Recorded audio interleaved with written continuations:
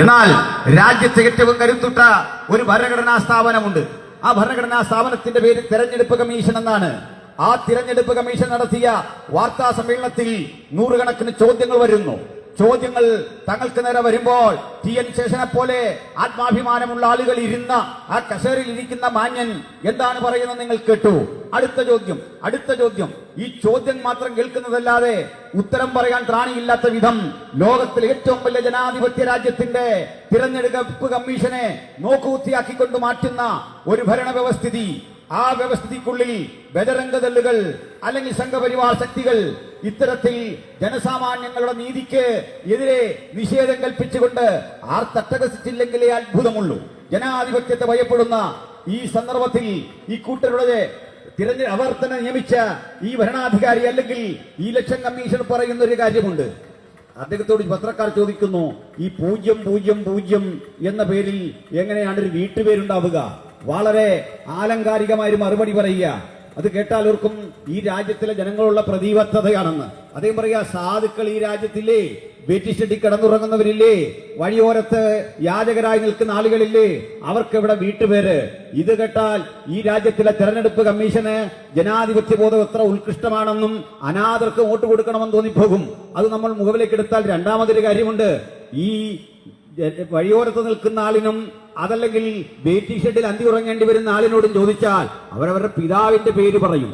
അവർക്ക് വീടില്ല എന്നേ ഉള്ളൂ, അപ്പന്റെ പേര് പറയും. പക്ഷേ സ്വന്തം പിതാവിന്റെ സ്ഥാനത്ത് QWERT എന്ന് എഴുതി ചേർക്കണമെങ്കിൽ എത്രമാത്രം ഈ രാജ്യത്തിലെ നിയമവ്യവസ്ഥ അതപ്പതിച്ചിരിക്കുന്നു എന്ന് നിങ്ങൾ മനസ്സിലാക്കണം. ഞാൻ പറഞ്ഞു വന്നത്, ഇത്തരം സംവിധാനങ്ങളെ മുഴുവൻ സ്വരുക്കൂട്ടിക്കൊണ്ട് ഒരു രാജ്യം, ലോകത്തിലെ വലിയ ജനാധിപത്യ രാജ്യം പിടിച്ചെടുത്തിട്ട് അത് ജനം തന്ന മാൻഡേറ്റാണ് എന്ന രൂപേണ ഇന്ന് നടത്തിക്കൊണ്ടിരിക്കുന്ന ഈ പ്രചാരവേലകൾക്കെതിരെ ഞങ്ങൾ നിങ്ങളോട് സംസാരിക്കുന്നത് നിങ്ങളുടെ വോട്ടിന് വേണ്ടിയല്ല, നിങ്ങളുടെ പിന്തുണയ്ക്ക് വേണ്ടിയല്ല.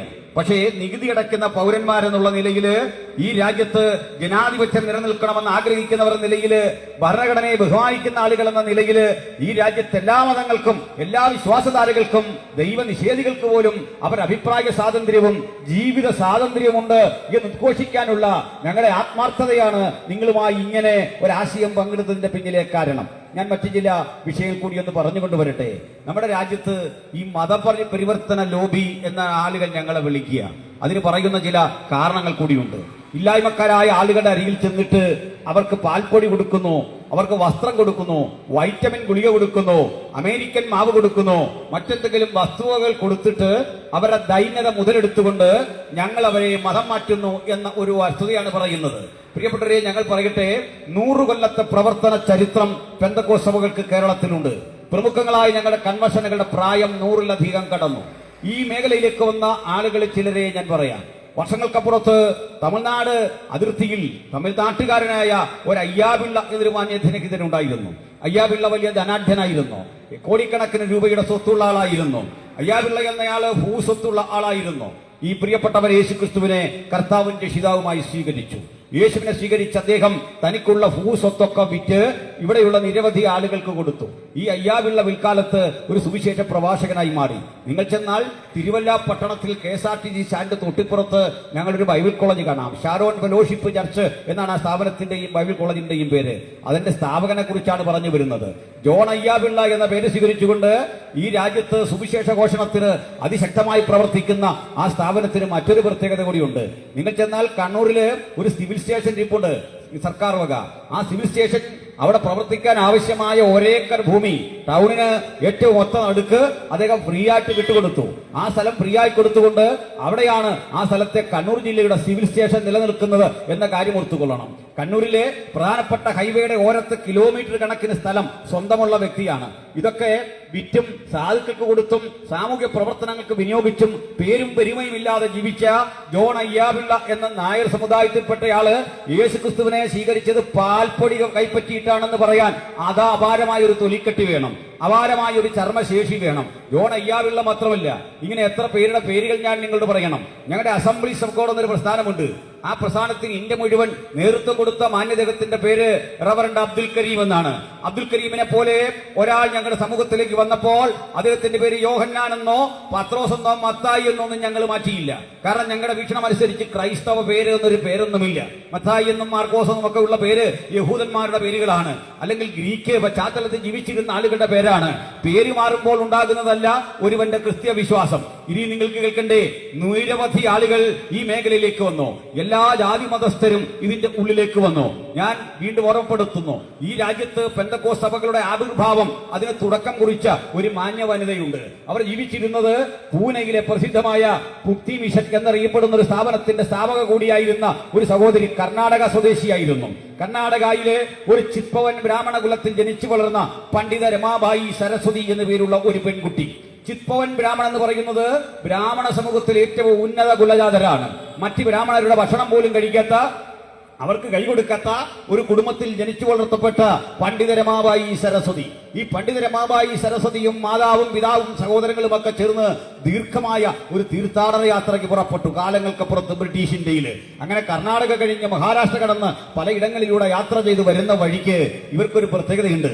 ഏതെങ്കിലും ട്രെയിനിൽ കടന്നോ അല്ലെങ്കിൽ പൊതു ഹോട്ടലുകളിൽ നിന്നോ ഒന്നും ആഹാരം കഴിക്കാനാവില്ല.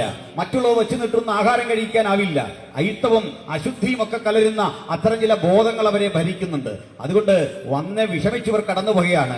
പട്ടിണി രൂക്ഷമായി കഴിഞ്ഞു. വീണ്ടും ഒരു കാര്യം, ഈ പണ്ഡിത രമാബായി, ഈ പണ്ഡിത എന്നവരുടെ ബിരുദമാണ്. പിൽക്കാലത്ത് കിട്ടിയ സംസ്കൃത ഭാഷയിലുള്ള അവഗാഹമായ ജ്ഞാനനിമിത്തം അതവർക്ക് കിട്ടിയ ബിരുദമാണ്. രമാബായി ഒരു ക്ഷേത്ര കുളത്തിലിറങ്ങി മുങ്ങി ഉണരുമ്പോഴേക്കും, ഉയർത്തി നിൽക്കുമ്പോഴേക്കും അവരുടെ പക്കലേക്ക് ഒരു വിഗ്രഹം കിട്ടി, ഒരു ശില കിട്ടി. ആ ശില കിട്ടിയതോടെ ആളുകൾ അവരെ ബഹുമാനിക്കാൻ തുടങ്ങി. ഈ ശില കയ്യിൽ എന്തിയ ഒരു ദിവ്യ സ്ത്രീയായി കാണാൻ തുടങ്ങി. ആളുകൾ അവരെ ആദരിച്ചു, ബഹുമാനിച്ചു. കാണുന്നിടത്തൊക്കെ ആദരിക്കുക മാത്രമല്ല, അവർ ദൂരെ നിന്ന് അനുഗ്രഹിച്ചാൽ പോലും അത് സ്വീകാര്യമാണ് എന്ന് കരുതിക്കൊണ്ട് ഭക്തജനങ്ങൾ ചുറ്റും കൂടി. പക്ഷെ ഈ യാത്രയിൽ പട്ടിണിയുടെ കാഠിന്യ നിമിത്തം അവരുടെ അപ്പൻ മരിച്ചു. അവരുടെ അമ്മ ക്ഷീണിതാവസ്ഥയിലെത്തി. അപ്പനും അമ്മയ്ക്കും വിശപ്പിന്റെ ആധിക്യം സംഭവിച്ച സമയത്ത് ഒരു തുള്ളി വെള്ളം കൊടുക്കാനോ ആഹാരം കൊടുക്കാനോ കഴിയാതെ പോയതിന്റെ കാരണം ആഹാരമില്ലാഞ്ഞിട്ടോ ആളുകൾ അത് കൊടുക്കാൻ ഇഷ്ടപ്പെടാഞ്ഞിട്ടോ അല്ല, അയിത്തവും ദുരാചാരവും നിന്നിരുന്ന ഈ സ്ഥലത്തെ ഒരു ചിത്പവൻ ബ്രാഹ്മണന് മറ്റൊരു ചിത്പവൻ ബ്രാഹ്മണന്റെ ഭക്ഷണം മാത്രമേ കഴിക്കാൻ സാധിക്കുള്ളൂ. അങ്ങനെ ഒരു കാലമുണ്ടായിരുന്നു. നിങ്ങൾ കേരള ചരിത്രം പഠിച്ചാൽ പി ഭാസ്കരൻ ഉണ്ണി എഴുതിയ 20-ാം നൂറ്റാണ്ടിലെ കേരളം, 19-ാം നൂറ്റാണ്ടിലെ കേരളം, ഇങ്ങനെ 2 വോളിയം പുസ്തകങ്ങളുണ്ട്. ബഹുമാനപ്പെട്ട കേരള സാഹിത്യ അക്കാദമി പ്രസിദ്ധം ചെയ്യുന്ന ഈ പുസ്തകത്തിന്റെ 8-ാം പതിപ്പിന്റെ 31-ാമത്തെ പേജ് വായിക്കുക. രസാവഹമായ ഒരു കാഴ്ച കാണാം. പ്രമുഖനായ വള്ളത്തോളിനെ ഓർമ്മയുണ്ടല്ലോ, വള്ളത്തോൾ നാരായണ മേനോൻ. വള്ളത്തോൾ നാരായണ മേനോന്റെ ഭാര്യ വീട് ചിറ്റഴി എന്ന് പറയുന്ന സ്ഥലത്തായിരുന്നു, ചിറ്റഴി ഭവനം. ഈ ചിറ്റഴി ഭവനത്തിന്റെ തൊട്ടപ്പുറത്തൊരു നമ്പൂതിരി കുടുംബം ഉണ്ടായിരുന്നു. മുല്ലക്കൽ തറവാടെന്നാണ് അറിയപ്പെട്ടത്. ഈ മുല്ലക്കൽ തറവാടിന്റെ തെക്ക് ഭാഗത്താണ് ചിറ്റഴി ഭവനമെങ്കിൽ അതിന്റെ വടക്കായിരുന്നു നാലാപ്പാട്ട് ഭവനം. നാലാപ്പാട്ട് നാരായണ മേനോനൊക്കെ നമ്മൾ കേട്ടിട്ടുണ്ടല്ലോ. അപ്പോൾ നാലപ്പാട്ട് നാരായണ മേനോന്റെ വീട് അവിടെയാണ്. ഇപ്പുറത്ത് വള്ളത്തോളിന്റെ ഭാര്യ വീടാണ്. നടുക്കൊരു നമ്പൂതിരി മനയാണ്. ഓർത്തുകൊള്ളണം, ഈ നമ്പൂതിരി മന ഇരിക്കുന്നതിന്റെ തെക്ക് ഭാഗത്തുള്ള വള്ളത്തോളിന്റെ വീട്ടിലേക്ക് ഇടയ്ക്കൊക്കെ വരുന്ന ഒരു സഹൃദയനുണ്ടായിരുന്നു.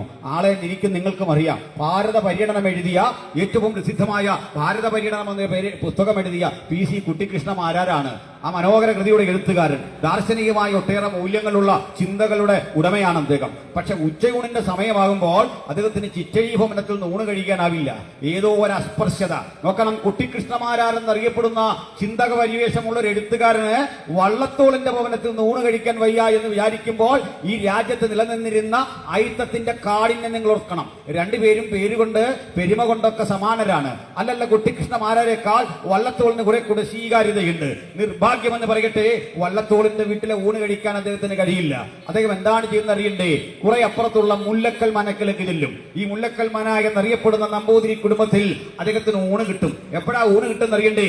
വീട്ടിലെ അവസാനത്തെ ആൾ ഉണ്ട് കഴിഞ്ഞിട്ട് വല്ല പത്രപ്പേപ്പറോ ചാക്കോ വിരിച്ചിട്ട് അവിടെ ഇരുന്ന് കഴിക്കണം. എവിടെ? നിലത്തിരുന്ന് കഴിക്കണം. വള്ളത്തോളിന്റെ വീട്ടിലാണെങ്കിൽ ഇരിക്കാൻ സൗകര്യമൊക്കെ കൊടുക്കും. അത്രയും സൗകര്യം ഉണ്ടായിട്ടും വള്ളത്തോളിന്റെ വീട്ടിലെ ഊണ് ഭക്ഷിക്കാൻ, ആഹാരം ഭക്ഷിക്കാൻ അറപ്പ് തോന്നുന്ന ആ മ്ലേച്ഛതയില്ലേ, ആ ബോധമില്ലേ, ആ വിവേകം എന്ന് പറയുന്ന ആ സംസ്കാര ശൂന്യതയില്ലേ, അതിനെ നിങ്ങളൊന്ന് പരിശോധിച്ചു നോക്ക്. ഇത് ഞാൻ പറയുന്നു. പറയുന്നതല്ല, ഏതെങ്കിലും ക്രൈസ്തവൻ എഴുതിയ പുസ്തകമല്ല.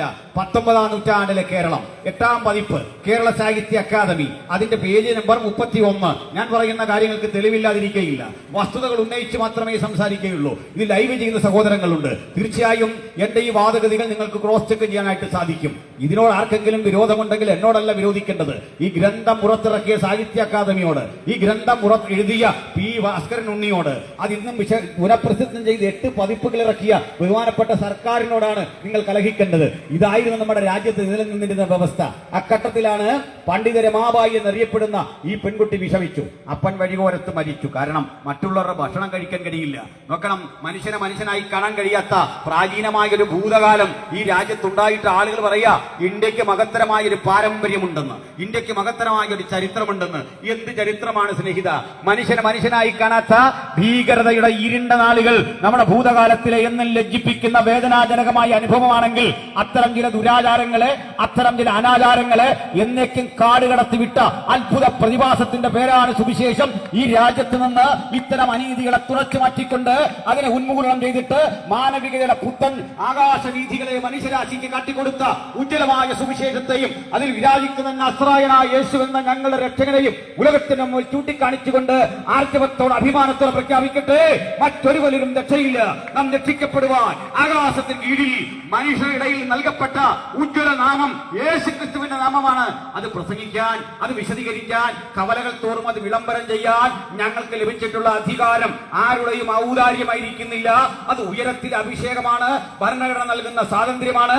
ഇത് രണ്ടും ഉപയോഗിച്ചുകൊണ്ട് ഇന്ത്യ മഹാരാജ്യത്തിൽ ഇനിയും അനീതിക്കെതിരെ, ഇരുട്ടിനെതിരെ, ഇരുട്ടിന്റെ വ്യാപാരികൾക്കെതിരെ, അന്ധതയ്ക്കെതിരെ, അന്ധതയ്ക്കെതിരെ പടപൊരുതുവാനുള്ള ഈ പടപ്പുറപ്പാടിന്റെ ഭാഗമായി ഈ ഗ്രാമത്തിൽ ഈ വചനം കേൾക്കുന്ന പ്രിയപ്പെട്ടവർ വിളിച്ചു പറയട്ടെ, ഞങ്ങൾ സുവിശേഷ പ്രവർത്തകർ കഴിഞ്ഞ 100 കൊല്ലങ്ങൾ ഇന്ത്യ മഹാരാജ്യത്തിന്റെ പ്രാചീനമായ ഇത്തരം ദുരാചാരങ്ങളുടെ മ്ലേച്ഛതയ്ക്കെതിരെ പടപൊരുതിയിട്ടുണ്ട്. നാളെയും അത് തുടരും. ഏതുതരം പ്രവണതകൾ, തിരിച്ചടികൾ നേരിട്ടാലും ഭയമില്ലാതെ, അറപ്പില്ലാതെ, വെറുപ്പില്ലാതെ മനുഷ്യനോടുള്ള സ്നേഹം നിമിത്തം, യേശുവിനോടുള്ള സ്നേഹം നിമിത്തം, ദൈവത്തോടുള്ള സ്നേഹം നിമിത്തം, ചരാചരങ്ങളുടെ ബഹുമാന നിമിത്തം, രാഷ്ട്രത്തോടുള്ള ആദരവ് നിമിത്തം ഞങ്ങൾ നിഷിദ്ധമായിട്ടുള്ള ഈ ഉത്തരവാദിത്വം നിറവേറ്റുക തന്നെ ചെയ്യും. അത് ആരോടും പരിഭവിച്ചു പറയുന്നതല്ല. ഈ പണ്ഡിതരമാബായിയുടെ കഥ ഞാൻ തീർത്തില്ല, ആ സംഭവം ഞാൻ തീർത്തില്ല. ഈ പോകും വഴിക്ക് അവർ തന്നോട് തന്നെ ചോദിച്ചു, എന്റെ പക്കൽ ഒരു ശിലാവിഗ്രഹമുണ്ടല്ലോ, ഞാനിതിനെ പൂജിച്ചു കൊണ്ടു നടക്കുന്നു, എന്റെ മാറോട് ചേർത്ത് പിടിക്കുന്നു. പക്ഷേ പട്ടിണി കൊണ്ട്, പരിവട്ടം കൊണ്ട് നടുങ്ങിയ വിഷമിച്ച എന്റെ അപ്പന് ഒരു നേരം ആഹാരം കൊടുക്കാൻ കഴിയാതെ, അമ്മയ്ക്ക് പരിഗണന കൊടുക്കാൻ കഴിയാതെ വഴിയോരത്തവർ മരിച്ചു വീണപ്പോൾ എന്തേ എനിക്കൊരു രക്ഷ കൈവന്നില്ല, എനിക്കൊരു ആത്മവിശ്വാസം കൈവന്നില്ല.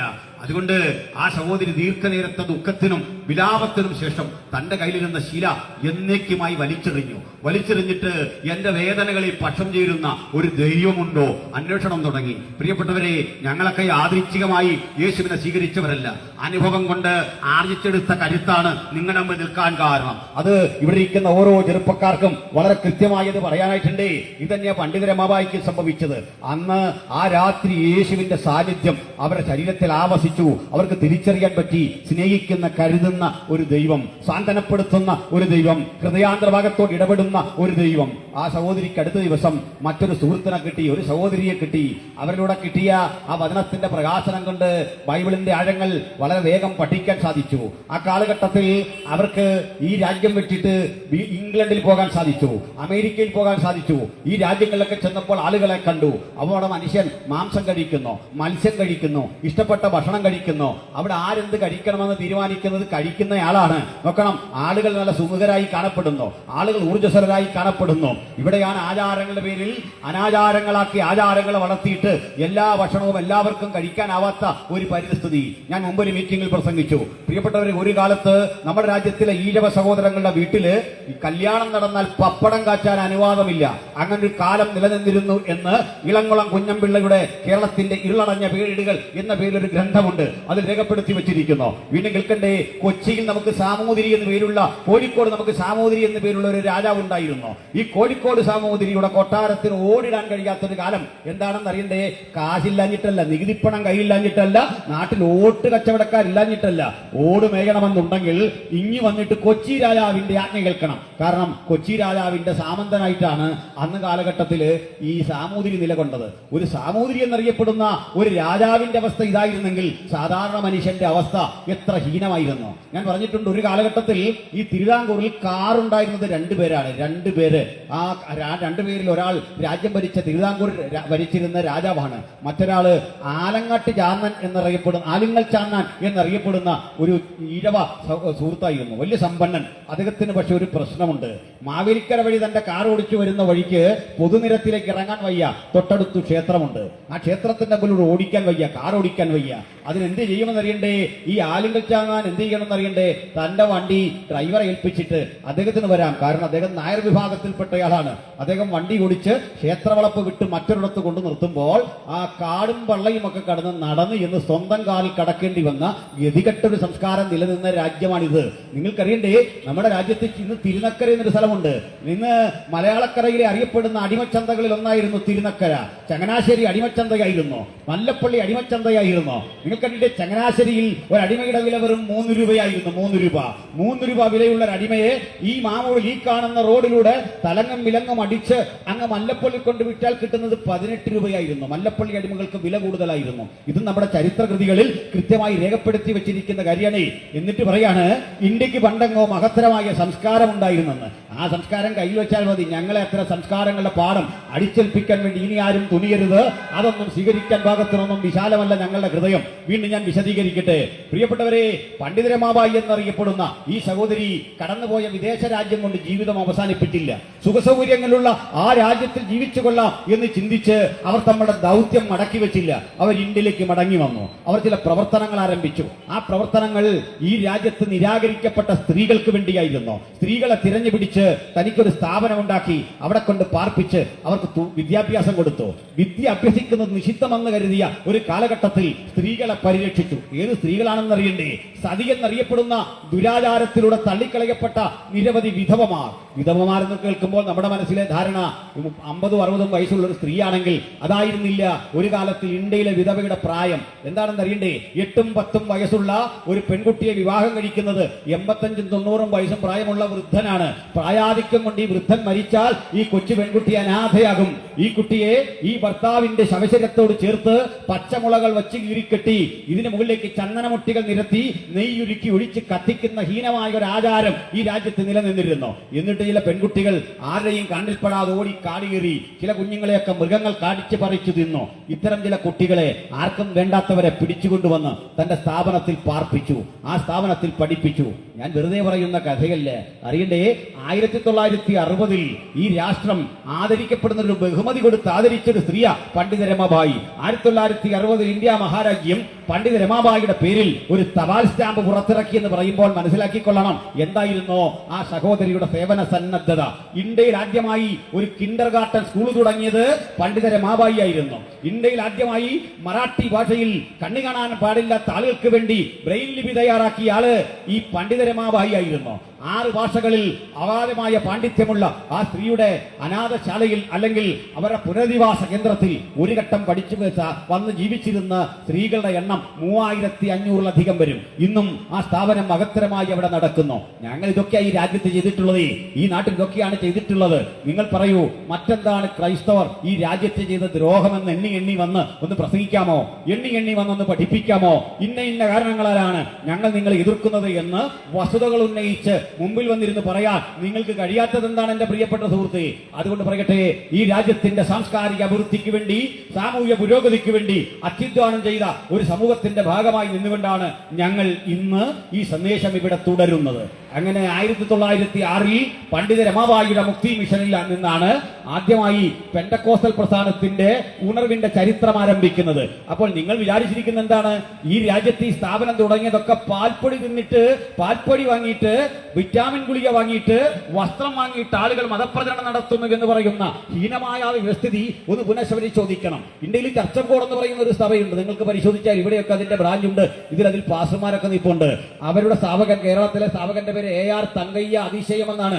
ഈ തങ്കയ്യ അതിശയം ബ്രാഹ്മണ പശ്ചാത്തലത്തിൽ ജനിച്ചു വളർന്ന ഒരു തമിഴ് ബ്രാഹ്മണനാണ്. തമിഴ് ബ്രാഹ്മണനായ തങ്കയ്യ അതിശയവും അതുപോലെ പണ്ഡിത രമാബായി സരസ്വതി എന്ന ചിപ്പവൻ ബ്രാഹ്മണനും അതുപോലെ ജോൺ അയ്യാപിള്ള എന്നറിയപ്പെടുന്ന പ്രമുഖനായ ഒരു നായർ പ്രമാണിയും അതുപോലെ മുസ്ലിം വിഭാഗത്തിൽ അറിയപ്പെടുന്ന ഖാൻ എന്നു പേരായ ഒരാള് ബഹുമാനപ്പെട്ട പാസ്റ്റർ KE എബ്രഹാം എന്നറിയപ്പെടുന്ന IPCയുടെ സ്ഥാപകന്റെ വിവാഹം നടത്തിയ മുഹമ്മദ് ഖാൻ എന്നറിയപ്പെടുന്ന ഒരു സുവിശേഷകരുണ്ടായിരുന്നു. ഇങ്ങനെ നിരവധി ആളുകൾ വ്യത്യസ്ത ധാരകളിലൂടെ സ്വീകരിച്ചു വന്ന ക്രിസ്തീയ വിശ്വാസത്തിന്റെ പെരുമ്പറയാണ് ഞങ്ങൾ ഈ വൈകുന്നേരം ഇവിടെ മുഴക്കുന്നത്. ഇതിന് മറുവശം ചിലതുണ്ട്, അതുകൂടി പഠിക്കണം. ഈ പാൽപ്പൊടി കൊടുത്തു എന്നൊക്കെ പറയുന്ന ആളുകള് തങ്ങളെ തന്നെ സ്വയം അപഹസിക്കുന്ന ഒരു ചരിത്രം കൂടി കിടപ്പുണ്ട്. അതെന്താണെന്നറിയണ്ടേ? ഇവരിടക്കിടയ്ക്ക് പറയും ഇന്ത്യക്ക് വലിയൊരു പാരമ്പര്യമുണ്ട്, അതിന് 5000 വർഷത്തെ പാരമ്പര്യമുണ്ട്, ഋഷിവര്യന്മാരുടെ ഇല്ലെന്നൊന്നും എനിക്ക് അഭിപ്രായമില്ല. പക്ഷെ നിങ്ങൾ ഈ ഋഷിവര്യന്മാരുടെ പാരമ്പര്യം സാധുക്കൾക്ക് വല്ലതും കൊടുത്തോ? നളന്തയിലും തക്ഷശിലയിലും ഏതെങ്കിലും സാധുക്കൾക്ക് പഠിക്കാൻ അവസരം കൊടുത്തോ? ഉണ്ടായിരുന്നെങ്കിൽ ഇന്ത്യയുടെ സ്ഥിതി ഇതാകുമായിരുന്നില്ല. മാത്രമല്ല ഇങ്ങനെയുള്ള ഈ പാരമ്പര്യം കൊടുത്തില്ല എന്ന് മാത്രമല്ല, ഇത്രയും വലിയ പാരമ്പര്യമുള്ള നാട്ടില് സായിപ്പ് പാൽപ്പൊടി കൊണ്ടുവന്ന് കൊടുത്തപ്പോൾ അതെല്ലാം കൂടെ ഒഴുകിപ്പോയെങ്കിൽ സായിപ്പിന്റെ പാൽപ്പൊടിയോട് പോലും പിടിച്ചു നിൽക്കാൻ കഴിയാത്ത ഈ സംസ്കാരം എന്തിന്? സായിപ്പിന്റെ പാൽപ്പൊടി കാണുമ്പോൾ തകർന്നു പോകുന്നതാണ് മഹത്തായ ആർഷഭാരതത്തിന്റെ സംസ്കാരം എന്ന് പറഞ്ഞ് നിങ്ങൾ സ്വയം ചെറുതാകരുത്. അത് നിങ്ങൾ നിങ്ങളെ തന്നെ അപഹസിക്കുന്നു എന്നാണ് അതിന്റെ അർത്ഥം. ഞങ്ങൾ അങ്ങനെ വിശദീകരിക്കൂ, അതാണ് അതിന്റെ വസ്തുത. ഇനിയും മറ്റു ചില കാര്യങ്ങൾ കൂടി എനിക്കൊന്ന് ചേർത്ത് പറയാനുണ്ട്. പ്രിയപ്പെട്ടവരെ, കർവാപ്പസി എന്ന പേരില് ഇപ്പോൾ ബജരംഗദളും സംഘപരിവാർ ശക്തികളും ചേർന്ന് പ്രവർത്തിക്കുന്നുണ്ട്. ഞാൻ ചോദിക്കുന്നു, ഈ എങ്ങനെയാണ് ഞാൻ ബഹുമാനപ്പെട്ട രാഹുൽ ഈശ്വറോട് ഒരു സംവാദം മധ്യേ ചോദിച്ചത് യൂട്യൂബിൽ കിടപ്പുണ്ട്, കാണണം. ഞാൻ പറയുന്നു, ഞാൻ ഇപ്പോൾ കർവാപ്പസി വഴി അങ്ങയുടെ വിശ്വാസത്തിലേക്ക് വന്നാൽ നിങ്ങൾ എന്നെ ഹിന്ദുമാർഗത്തിൽ എവിടെയാണ് ഉൾക്കൊള്ളുന്നത്? ബ്രാഹ്മണായിട്ടാണോ, ക്ഷത്രിയനായിട്ടാണോ, ചണ്ടാളരായിട്ടാണോ, ആര്യനായിട്ടാണോ, ആരായിട്ട് ഉൾക്കൊള്ളുക എന്ന് പറഞ്ഞു തരൂ. ഉത്തരമില്ല. ഞാൻ ചോദിക്കുന്നു, ഇപ്പോ നമ്മുടെ രാജ്യത്തിലേക്ക് സായിപ്പുമാര് ധാരാളം വന്നിട്ട് ഹിന്ദുമതം സ്വീകരിക്കുന്നുണ്ട്, ആർക്കും യാതൊരു പരാതിയില്ല. അവിടെയും മതം മാറ്റ ലോബിയുണ്ട്. ഞാൻ കഴിഞ്ഞ ദിവസം ഒരു വീഡിയോ ഇട്ടിട്ടുണ്ട്. അതുവഴി ഒരു സന്യാസി അമേരിക്കയിലൂടെ ഓരോ $1 ചോദിച്ചടക്കെയാണ് മതപ്രചരണാർത്ഥം. അദ്ദേഹം അവിടെ നിന്ന് അവസാനം ഈ മതത്തിന്റെ കാര്യങ്ങളൊക്കെ പറയാ, ആർക്കും ഒരു പരിഭവമില്ല. പക്ഷേ സായിപ്പ് തിരിച്ചൊരു ചോദ്യം ചോദിക്കുക, നിങ്ങൾ എന്നെ അങ്ങോട്ട് ചേർത്താൽ ആരായിട്ടാണ് ചേർക്കുന്നത്? ബ്രാഹ്മണാക്കുമോ, ക്ഷത്രിയനാക്കുമോ, ചണ്ടാളനാക്കുമോ, ശൂദ്രനാക്കുമോ, വൈശ്യനാക്കുമോ? എന്താണ് ഇങ്ങനെ പറയാൻ കാരണം? എന്റെ പ്രിയപ്പെട്ട സഹോദരങ്ങളെ, ഞാൻ ഹിന്ദു സഹോദരങ്ങൾ അവരേതെങ്കിലും വിശ്വാസം ആചരിച്ചതിനെ പറ്റിയോ അവർ തീർത്ഥാടനം നടത്തുന്നതിനെ പറ്റിയോ ഉള്ള ഏതെങ്കിലും പരിഭവമോ അസഹിഷ്ണുത എനിക്കില്ല. എന്റെ പ്രസംഗമോ ഞങ്ങളുടെ ഏതെങ്കിലും ആശയമോ ഈ രാജ്യത്തിലെ ഹിന്ദുക്കൾക്കെതിരെയല്ല, മറിച്ച് മുഴുവൻ ഹിന്ദുക്കളുടെയും ആത്മാഭിമാനം തങ്ങളുടെ പോക്കറ്റിലാണെന്നും തങ്ങളാണ് ഈ രാജ്യത്തിന്റെ ചോദ്യം ചെയ്യപ്പെടാനാവാത്ത അധികാരികളെന്നും വീമ്പിളക്കുന്ന സംഘപരിവാർ ശക്തികൾക്കെതിരെയാണ് എന്റെ ചോദ്യം. അല്ലെങ്കിൽ ഹിന്ദു കൊളോണിയലിസത്തെയാണ് ഞാൻ വിമർശന വിധേയമാക്കുന്നത്. അങ്ങനെ വിമർശിക്കാനുള്ള എന്റെ അവകാശം ആരുടെ ഔദാര്യമല്ല, അത് ഭരണഘടന തന്നിട്ടുള്ള അവകാശം തന്നെയാണ്. അവകാശം തന്നെ മുൻനിർത്തിക്കൊണ്ടാണ് ഞങ്ങൾ പ്രസംഗിക്കുന്നത്. ഞങ്ങൾ ചില നാൾക്കൊമ്പ് ഇങ്ങനൊന്നും പ്രസംഗിക്കുന്നവരായിരുന്നില്ല. നിങ്ങൾ അല്ലെങ്കിൽ പറയൂ, നിങ്ങളാണ് ഇതിന് അവസരം ഉണ്ടാക്കിയത്. ഞങ്ങൾ പണി കഴിപ്പിച്ച ഞങ്ങളുടെ ആലയങ്ങൾ വന്ന് അടിച്ചു പൊളിക്കുക, ഞങ്ങളുടെ മീറ്റിംഗിൽ വന്ന് തകർക്കുക, ഞങ്ങളുടെ സ്ത്രീകളോട് മോശമായി പെരുമാറുക. ഞങ്ങൾ ഈ രാജ്യത്ത് നികുതി അടയ്ക്കുന്ന പൗരന്മാരാണ്. ഞങ്ങളുടെ വ്രണം, ഞങ്ങളുടെ ഹൃദയത്തിലുണ്ടായ മുറിവ് അത് പൊതുജന സമക്ഷം പറയാൻ ഞങ്ങൾക്കുള്ള അവകാശമാണ് ഞങ്ങൾ ഉപയോഗിക്കുന്നത്. ഞങ്ങൾ ഇങ്ങനെ പറയുമായിരുന്നില്ല. നിങ്ങൾ നോക്ക്, ഇത്തരം സ്ഥലങ്ങളിൽ നിന്ന് പ്രസംഗിക്കുമ്പോൾ ഇത് എടുത്തുകൊണ്ട് ഓടിച്ചോണ്ട് എടുത്തോണ്ട് ഞങ്ങൾ ആര് എവിടെ നിന്നെങ്കിലും വന്നവരാണോ? നിങ്ങൾ പറയൂ. അങ്ങനെ വന്നവരുടെ കഥയാണ് പറയാൻ വരുന്നതെങ്കിൽ ഞാൻ അതിലും വലിയൊരു കഥ പറയാം. ഈ രാജ്യത്ത് പലരും കുടിയേറിയിട്ടുണ്ടെന്നേ, ആര്യന്മാർ കുടിയേറിയിട്ടുണ്ട്. എന്തുകൊണ്ട് സംഘപരിവാർ ശക്തികൾ തങ്ങളും കുടിയേറിയവരാണെന്ന് പറയാൻ വിഷമിക്കുന്നു? നിങ്ങളും ഒരിക്കൽ ഇന്ത്യയിലേക്ക് കുടിയേറിയവരാണ്. ഇന്ത്യയുടെ ധനവകാശികൾ ദ്രാവിഡർ മാത്രമാണ്. ദ്രാവിഡ സംസ്കാരവും അതിനു മുമ്പ് ഏതെങ്കിലും തരത്തിലൊരു സംസ്കാരത്തിന്റെ ചരിത്രമൊന്നും തരാൻ ഒരാൾക്കും കഴിയില്ല. അങ്ങനെയെങ്കിൽ വ്യത്യസ്ത കാലഘട്ടങ്ങളിൽ ഇന്ത്യയിലേക്ക് വന്നവരൊക്കെ ഈ മഹത്തായ സംസ്കാരം സ്വീകരിച്ചിട്ടുണ്ട്, ഈ സംസ്കാരം ഉൾക്കൊണ്ടിട്ടുണ്ട്. അത് പൊതു തത്വമാണ്, സാമൂഹ്യ തത്വമാണ്. ഇന്ന് അമേരിക്കയിൽ ആളുകൾ കുടിയേറുന്നില്ലേ? ഇംഗ്ലണ്ടിൽ ആളുകൾ കുടിയേറുന്നില്ലേ? മനുഷ്യന് ജീവിക്കാൻ ആവശ്യമായ ആവാസ വ്യവസ്ഥ ഉള്ളിടത്തൊക്കെ ആളുകളുടെ സാന്നിധ്യം ഉണ്ടാകും. ഓക്കെ, നമുക്കത് അംഗീകരിക്കാം. ചരിത്രത്തിന്റെ ഏതോ ഒരു ഘട്ടത്തിൽ കൈബർ ചുരം കടന്ന് ഇന്ത്യയിലേക്ക് കാലിതിറ്റാൻ വന്ന ആര്യന്മാർ പിൽക്കാലഘട്ടത്തിൽ ആർജിച്ച മേധാവിത്വം ഉപയോഗിച്ചുകൊണ്ട് ഇന്ത്യയിൽ പണ്ട് പേർഷ്യയിൽ രൂപപ്പെട്ട ചിന്താശകലങ്ങൾക്കൊക്കെ ഇന്ത്യൻ വേഷം നൽകിക്കൊണ്ട് ഇതൊക്കെ ഭാരതത്തിന്റേതാണെന്ന് പറഞ്ഞ് അടിച്ചേൽപ്പിക്കാൻ വന്നാൽ അതൊന്നും ഉൾക്കൊള്ളാൻ ചരിത്രബോധമുള്ളവർക്ക് സാധിക്കില്ല, അതൊന്നും ഉൾക്കൊള്ളുവാൻ സാധിക്കില്ല. കാരണം ഇവർ പഠിപ്പിച്ച ചരിത്രബോധത്തിൽ തന്നെ ചില തെറ്റുകളുണ്ട്. ആ തെറ്റിൽ ഞാനൊരു ഉദാഹരണം ഉദാഹരണം നിങ്ങളോട് പറയാം. ഇവിടെ പഠിച്ച ചരിത്രത്തിലെ ഭീമമായൊരു തെറ്റ് നമ്മൾ കേട്ടിട്ടുണ്ട്. ചാന്നാർ ലഹള എന്ന് കേട്ടിട്ടുണ്ട്. ചാന്നാർ ലഹള എന്താണ്? ചാന്നാർ ലഹള, ചാന്നാർ എന്നറിയപ്പെടുന്നത് നമ്മുടെ തിരുവനന്തപുരം ഭാഗത്തുള്ള നാടാർ എന്നറിയപ്പെടുന്ന ഒരു സമൂഹത്തിന്റെ പേരായിരുന്നു ചാന്നാർ. ഇവർക്ക് സ്വാതന്ത്ര്യമൊന്നുമില്ല. അവരുടെ സ്ത്രീകൾക്ക് മാറുമറയ്ക്കാനാവില്ല. അവരുടെ സ്ത്രീകൾ പൊതുജന സമക്ഷം മാറുമറയ്ക്കാതെ യാത്ര ചെയ്തു കൊള്ളണം. ഇങ്ങനത്തെ ഒരു കാലഘട്ടം നിലനിന്നിരുന്നു. അതിനൊക്കെതിരെ അവർ കലഹിച്ചു. അവർ മനഃപൂർവ്വം മാറുമറയ്ക്കാൻ തുടങ്ങി. അവർ പൊതുനിരത്തിലിറങ്ങി നടക്കാൻ തുടങ്ങുമ്പോഴേക്ക് ആ നാട്ടിലെ പ്രമാണിമാർ വന്ന് ചാട്ടയ്ക്ക് അവർക്ക് ടടിച്ചു. വലിയ കലാപമായി. അവർ തിരിച്ചടിച്ചു. ചരിത്രം ഇതിനെ രേഖപ്പെടുത്തി വെച്ചിരിക്കുന്ന പേരാണ് ചാന്നാർ ലഹള. അല്ല സുഹൃത്തെ, ഇതെങ്ങനെ ചാന്നാർ ലഹളയാകും? എനിക്ക് മനസ്സിലാവുന്നില്ല. ഞാൻ ഒരു ഉദാഹരണം പറയാം. നിങ്ങൾ ഇവിടെ ശാന്തമായി കച്ചവടം നടത്തുന്ന ഒരു കട, ആ കട കയറി ആളുകൾ അടിച്ചു പൊളിച്ചാൽ, അല്ലെങ്കിൽ റിലയൻസുകാരന്റെ കട ഇവിടെ ഇരിക്കുന്നു, ആ കട കയറി ആളുകൾ അടിച്ചു പൊളിച്ചിട്ട് അതിന് പേര് റിലയൻസ് ലഹള എന്നിട്ടാൽ എങ്ങനെ ഇരിക്കും? കാരണം അവർ രാജ്യത്ത് നിലനിൽക്കുന്ന നിയമം ഉപയോഗിച്ചുകൊണ്ട് അവിടെ കച്ചവടം ചെയ്തു എന്ന് മാത്രമേ ഉള്ളൂ. മറ്റൊരർത്ഥത്തിൽ പറഞ്ഞാൽ ഞങ്ങളുടെ ഇത്തരം ഒരു യോഗം അടിച്ചു പൊളിച്ചിട്ട് അതിന് പെന്തക്കോസ്തുകാരുടെ ലഹള എന്ന് പറഞ്ഞാൽ ഞങ്ങൾ ഇരിക്കും. ലഹള നടത്തിയവന്റെ പേരിൽ ആ ലഹള എഴുതണ്ടേ? ലഹള ഉണ്ടാക്കിയവന്റെ പേരിൽ ലഹള എഴുതേണ്ടതിന് പകരം ലഹളയിലെ പീഡിതവർഗത്തിന്റെ പേരിട്ട് തെറ്റായി അവതരിപ്പിച്ച ചരിത്രം, ആ ചരിത്രത്തെ കുറിച്ച് കൂടി എനിക്ക് ഒന്ന് രണ്ട് കാര്യങ്ങളൊന്ന് പറയാനുണ്ട്. ഞാൻ വേഗത്തിൽ നിർത്തിക്കൊള്ളാം. പ്രിയപ്പെട്ടവരെ, ഇന്ത്യ എന്നറിയപ്പെടുന്ന ഒരു രാജ്യം ഉണ്ടായതെന്നാണ്. ഈ മഹത്തായ ഇന്ത്യ എന്നൊക്കെ നമ്മൾ പറയല്ലോ. ഇന്ത്യ 600-ൽ പരം നാട്ടുരാജ്യങ്ങളുടെ ഒരു കോർഡിനേഷൻ ആയിരുന്നു. 600-ൽ പരം ചെറിയ ചെറിയ രാജ്യങ്ങൾ തമ്മിലടിച്ചും ഭിന്നിച്ചുമൊക്കെ കഴിഞ്ഞ 600-ൽ പരം നാട്ടുരാജാക്കന്മാര്. ഇവർ തമ്മിലൊന്നും യാതൊരു താല്പര്യമില്ല, യാതൊരു ബന്ധവുമില്ല. മരുമക്കത്തായും മക്കത്തായും ഒക്കെ നിലനിന്ന രാജ്യമാ. 108 വിധ കരമായി ഇവർ ഭരിച്ചത്. ജനാധിപത്യം എന്നൊരു പദം പോലും അവർ കേട്ടിട്ടില്ല. രാജാവിന്റെ ഔദാര്യത്തിൽ ജീവിച്ചു കൊള്ളണം. ഞാനതുകൊണ്ട് പറയും, എന്നോട് ചോദിക്കുക, നിങ്ങൾക്കിഷ്ടം ഏത് ഇന്ത്യയാണ്? 5000 വർഷം പഴക്കമുള്ള ഇന്ത്യയാണോ, അല്ലെങ്കിൽ 2000 വർഷം പഴക്കമുള്ള ഇന്ത്യയാണോ? ഞാൻ പറയും അല്ലല്ല, എനിക്കിഷ്ടം കേവലം 1947 ശേഷമുള്ള ഇന്ത്യ. എന്താണ് കാരണം? 47 മുമ്പുള്ള ഇന്ത്യയില് ഞാൻ കേവലം പ്രജയാണ്, പ്രജ. എനിക്ക് യാതൊരു അവകാശമില്ല. രാജാവിന്റെ തിട്ടൂരങ്ങൾക്ക് വഴങ്ങി ആ വാക്കും ഭാഷണവും ഇല്ലാതെ ഏൻ എന്ന് പറഞ്ഞു നിൽക്കേണ്ട അടിമ മാത്രമായി ഞാനും നിങ്ങളും പ്രജയാണ്. 47 ശേഷം സ്വാതന്ത്ര്യത്തിന്റെ പൊൻപുലരി ഉദിച്ചപ്പോൾ, നമുക്ക് പിന്നീട് ഇന്ത്യ റിപ്പബ്ലിക് ആയപ്പോൾ, ഒരു ഭരണഘടന നിലവിൽ വന്നപ്പോൾ മുതൽ നമ്മൾ പ്രജകളല്ല, പൗരന്മാരായി. രാജാവിനെ വിമർശിക്കാം, രാജനീതി തെറ്റെന്ന് കണ്ടാൽ അതിനെ വിമർശിക്കാം, ഭരണാധികാരികൾ തെറ്റുകട്ടിയാൽ അതിനെ വിമർശിക്കാം. 5 വർഷത്തിൽ ഒരിക്കൽ വരുന്ന തെരഞ്ഞെടുപ്പിലൂടെ എനിക്കിഷ്ടമില്ലെങ്കിൽ നിലവിലിരിക്കുന്ന ഭരണാധികാരിയെ പുറത്താക്കാം. ഇതിനൊന്നും അവകാശമില്ലാത്ത പൂർവ്വകാലത്തിലെ ഏതോ കഥകളോ പൂർവ്വകാലത്തിലെ ഏതോ മിത്തുകളോ നമ്മുടെ മുമ്പിൽ കൊണ്ട് അവതരിപ്പിച്ചിട്ട് നിങ്ങൾ ആ ഇന്ത്യയിൽ അഭിരമിക്കണം, ആ ഇന്ത്യയിൽ പ്രവർത്തിക്കണം, ആ ഇന്ത്യയെ കുറിച്ച് ചിന്തിക്കണം. നിങ്ങൾ അതിലേക്ക് 100 കൊല്ലം മുമ്പ് ചങ്ങനാശ്ശേരി ചന്തയിലെ ഒരു അടിമയെ 3 രൂപയ്ക്ക് വിലയ്ക്ക് വാങ്ങിക്കൊണ്ട് കൂടുതൽ ലാഭം കിട്ടാൻ ഈ പരിപാടിയിലൂടെ ചാട്ടക്കടിച്ച് മല്ലപ്പള്ളിൽ കൊണ്ടുപോയ ഒരു കാലഘട്ടം ഇല്ലേ? ആ കാലഘട്ടത്തിൽ അഭിമാനിക്കണമെങ്കിൽ നല്ല മാനസിക രോഗമുള്ളവർക്കേ പറ്റുള്ളൂ. അതെങ്ങനെ അഭിമാനിക്കാൻ പറ്റുന്നേ? ഈ തെരുവിലൂടെ പാവപ്പെട്ടവരെ കന്നാലിയെ പോലെ അടിച്ച് അവിടെ കൊണ്ട് വിറ്റപ്പോൾ ആ ഇന്ത്യക്ക് എന്തോ മൂല്യമുണ്ടായിരുന്നു. ഇന്നത്തെ ഇന്ത്യ വളരെ മോശമായി എന്ന് പറയുമ്പോൾ നിങ്ങൾ ഏത് കാലത്താണ് ജീവിച്ചിരിക്കുന്നത്? നിങ്ങൾ പഠിക്കുന്ന ചരിത്രം എന്താ? നിങ്ങൾ പഠിക്കുന്ന സംസ്കാരം എന്താ? നിങ്ങൾ ആധുനികതയോട് ചേർന്ന് നടന്നിട്ടുണ്ടോ? കാലത്തിന് വന്ന മാറ്റങ്ങൾ ഉൾക്കൊണ്ടിട്ടുണ്ടോ? അപ്പോൾ അടിച്ചു പൊളിക്കും മുമ്പേ ഞങ്ങൾ ഈ രാജ്യത്ത് എന്തെല്ലാം ചെയ്തു എന്ന് നിങ്ങളൊന്ന് പഠിക്കേണ്ടതാണ്. ഞാൻ അതിനെപ്പറ്റി പറയാം. പ്രിയപ്പെട്ടവരെ, ബംഗാളിലെ പ്രസിദ്ധനായിട്ടുള്ള ഒരു രാജാവിനെ തോൽപ്പിച്ചുകൊണ്ട്, സിറാജുദ്ദൗള എന്നറിയപ്പെടുന്ന ഒരു മുസ്ലിം ഭരണാധികാരിയെ തോൽപ്പിച്ചുകൊണ്ട്, ഒരു മുഗൾ ഭരണാധികാരിയുടെ പിന്മുറക്കാരനെ തോൽപ്പിച്ചുകൊണ്ട് ഈസ്റ്റ് ഇന്ത്യ കമ്പനി ഇന്ത്യയിലേക്ക് വരികയാണ്. കച്ചവടത്തിന് വന്ന ഈസ്റ്റ് ഇന്ത്യ കമ്പനി ഇവിടെ വന്നതിനാ ചൂഷണം ചെയ്യാൻ. ഈസ്റ്റ് ഇന്ത്യ കമ്പനി ചുമ്മാതൊരു ദിവസം രാവിലെ വന്ന് ചൂഷണം ചെയ്തിട്ട് പോവല്ല. ഈസ്റ്റ് ഇന്ത്യ കമ്പനിക്ക് ചൂഷണം ചെയ്യാൻ വേണ്ടിയുള്ള എല്ലാ അവസരവും സംജാതമാക്കിയത് ഈ രാജ്യത്തിലെ നാട്ടുരാജാക്കന്മാരാണ്. ഇവർ സ്വാഗതം ചെയ്ത് വരുത്തിയതാണ് ഇവരെ. മാർത്താണ്ഡവർമ്മയുള്ള അടക്കമുള്ള തിരുവിതാംകൂർ രാജാക്കന്മാരടക്കം ഈസ്റ്റ് ഇന്ത്യ കമ്പനിയെ ക്ഷണിച്ചു വരുത്തിയതാണ്. അവർ പറയുന്നത് തന്നെ ഇംഗിരിച്ച് കുമ്മഞ്ചി എന്നൊരു പേരാണ്. ഈസ്റ്റ് ഇന്ത്യ കമ്പനി എന്ന് പറയാൻ അറിയാത്തതുകൊണ്ട് ഇംഗ്ലീഷ് കമ്പനി എന്ന് എഴുതി വെച്ചിരിക്കുന്നത് ഇംഗിരിച്ച് കുമ്മഞ്ചി എന്ന് പറയുന്ന കക്ഷികളായിരുന്നു ഇവിടുത്തെ സംസ്കാര സമ്പന്നരെ. ഈസ്റ്റ് ഇന്ത്യ കമ്പനി എന്ന് പറയാൻ അറിയില്ല. പോയി വായിക്കണം പ്രിയപ്പെട്ടവരെ. കേരളത്തിന്റെ ഇരുളടഞ്ഞ ഏടുകൾ എഴുതിയ ആളിന്റെ പേര് ഇളംകുളം കുഞ്ഞമ്പിള്ള. അത് എഴുതി വെച്ചിരിക്കുന്ന പേരാണ്. ഞാൻ വളരെ പണിപ്പെട്ടു ഇത് എന്താ എഴുതിയിരിക്കുന്നത്. താഴെ ഫുട്നോട്ട് വായിച്ചപ്പോഴാണ് മനസ്സിലായത്. ഇംഗിരിച്ച് കുമ്മഞ്ചി എന്ന് വെച്ചാൽ east India company, English company. അതായിരുന്നു പണ്ടത്തെ വിദ്യാഭ്യാസ രീതി നമ്മുടെ രാജ്യത്ത് നിലനിന്നിരുന്നത്. ഈസ്റ്റ് ഇന്ത്യ കമ്പനി വന്നു. ഈസ്റ്റ് ഇന്ത്യ കമ്പനി ഒരു തീരുമാനം ഇവിടെയുള്ള നാട്ടുരാജാക്കന്മാരോട് പറഞ്ഞു. നിങ്ങൾ ആചാരം നടത്തുവോ, അനുഷ്ഠാനം നടത്തുവോ, പ്രാർത്ഥന നടത്തുവോ ഒക്കെ ചെയ്യണം. ഞങ്ങൾ അതിനെതിരൊന്നും പറയില്ല. നിങ്ങൾക്ക് ഇഷ്ടമുള്ളതൊക്കെ ആകാം, ഒരു കുഴപ്പമില്ല. മറിച്ച് ഞങ്ങളുമായിട്ടൊരു കരാർ ഏർപ്പെടണം. ആ കരാറ് കച്ചവടത്തിന്. അങ്ങനെ വന്ന് കച്ചവടം ചെയ്യാൻ വന്ന ആളുകൾ പതുക്കെ ഭൂസ്വത്ത് ആർജിച്ചു. ഇതൊക്കെ ഇന്ന് പറയുന്ന കക്ഷികൾ ഓർക്കണം. ഈ അടുത്ത കാലത്തൊക്കെ നമ്മളത് കാണുന്നുണ്ട്.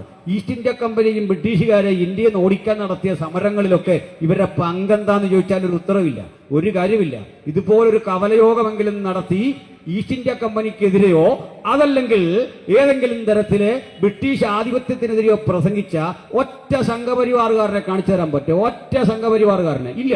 എന്നിട്ട് പറയാ ഞങ്ങൾ ഇന്ത്യയെ സ്നേഹിക്കുന്നു. ഞാനതിന് ചില കാര്യകാരണങ്ങൾ സഹിതം വസ്തുതകളൊന്ന് നിരത്തി ബോധ്യപ്പെടുത്താം. നിങ്ങൾ കേൾക്കണം. നിങ്ങൾക്ക് ഇതിനെപ്പറ്റി ഏതെങ്കിലും വിയോജിപ്പുണ്ടെങ്കിൽ ഇതുപോലെ യോഗം വെച്ച് മറുപടി പറഞ്ഞോളാം. കേൾക്കാൻ ഞങ്ങൾ വരാം. അതാണ് എന്റെ തത്വം. അതാണ് ജനാധിപത്യ രാജ്യത്തിൽ അഭിപ്രായ വ്യത്യാസം കൊണ്ട് നേരിടാൻ പ്രശ്നമൊന്നുമില്ല.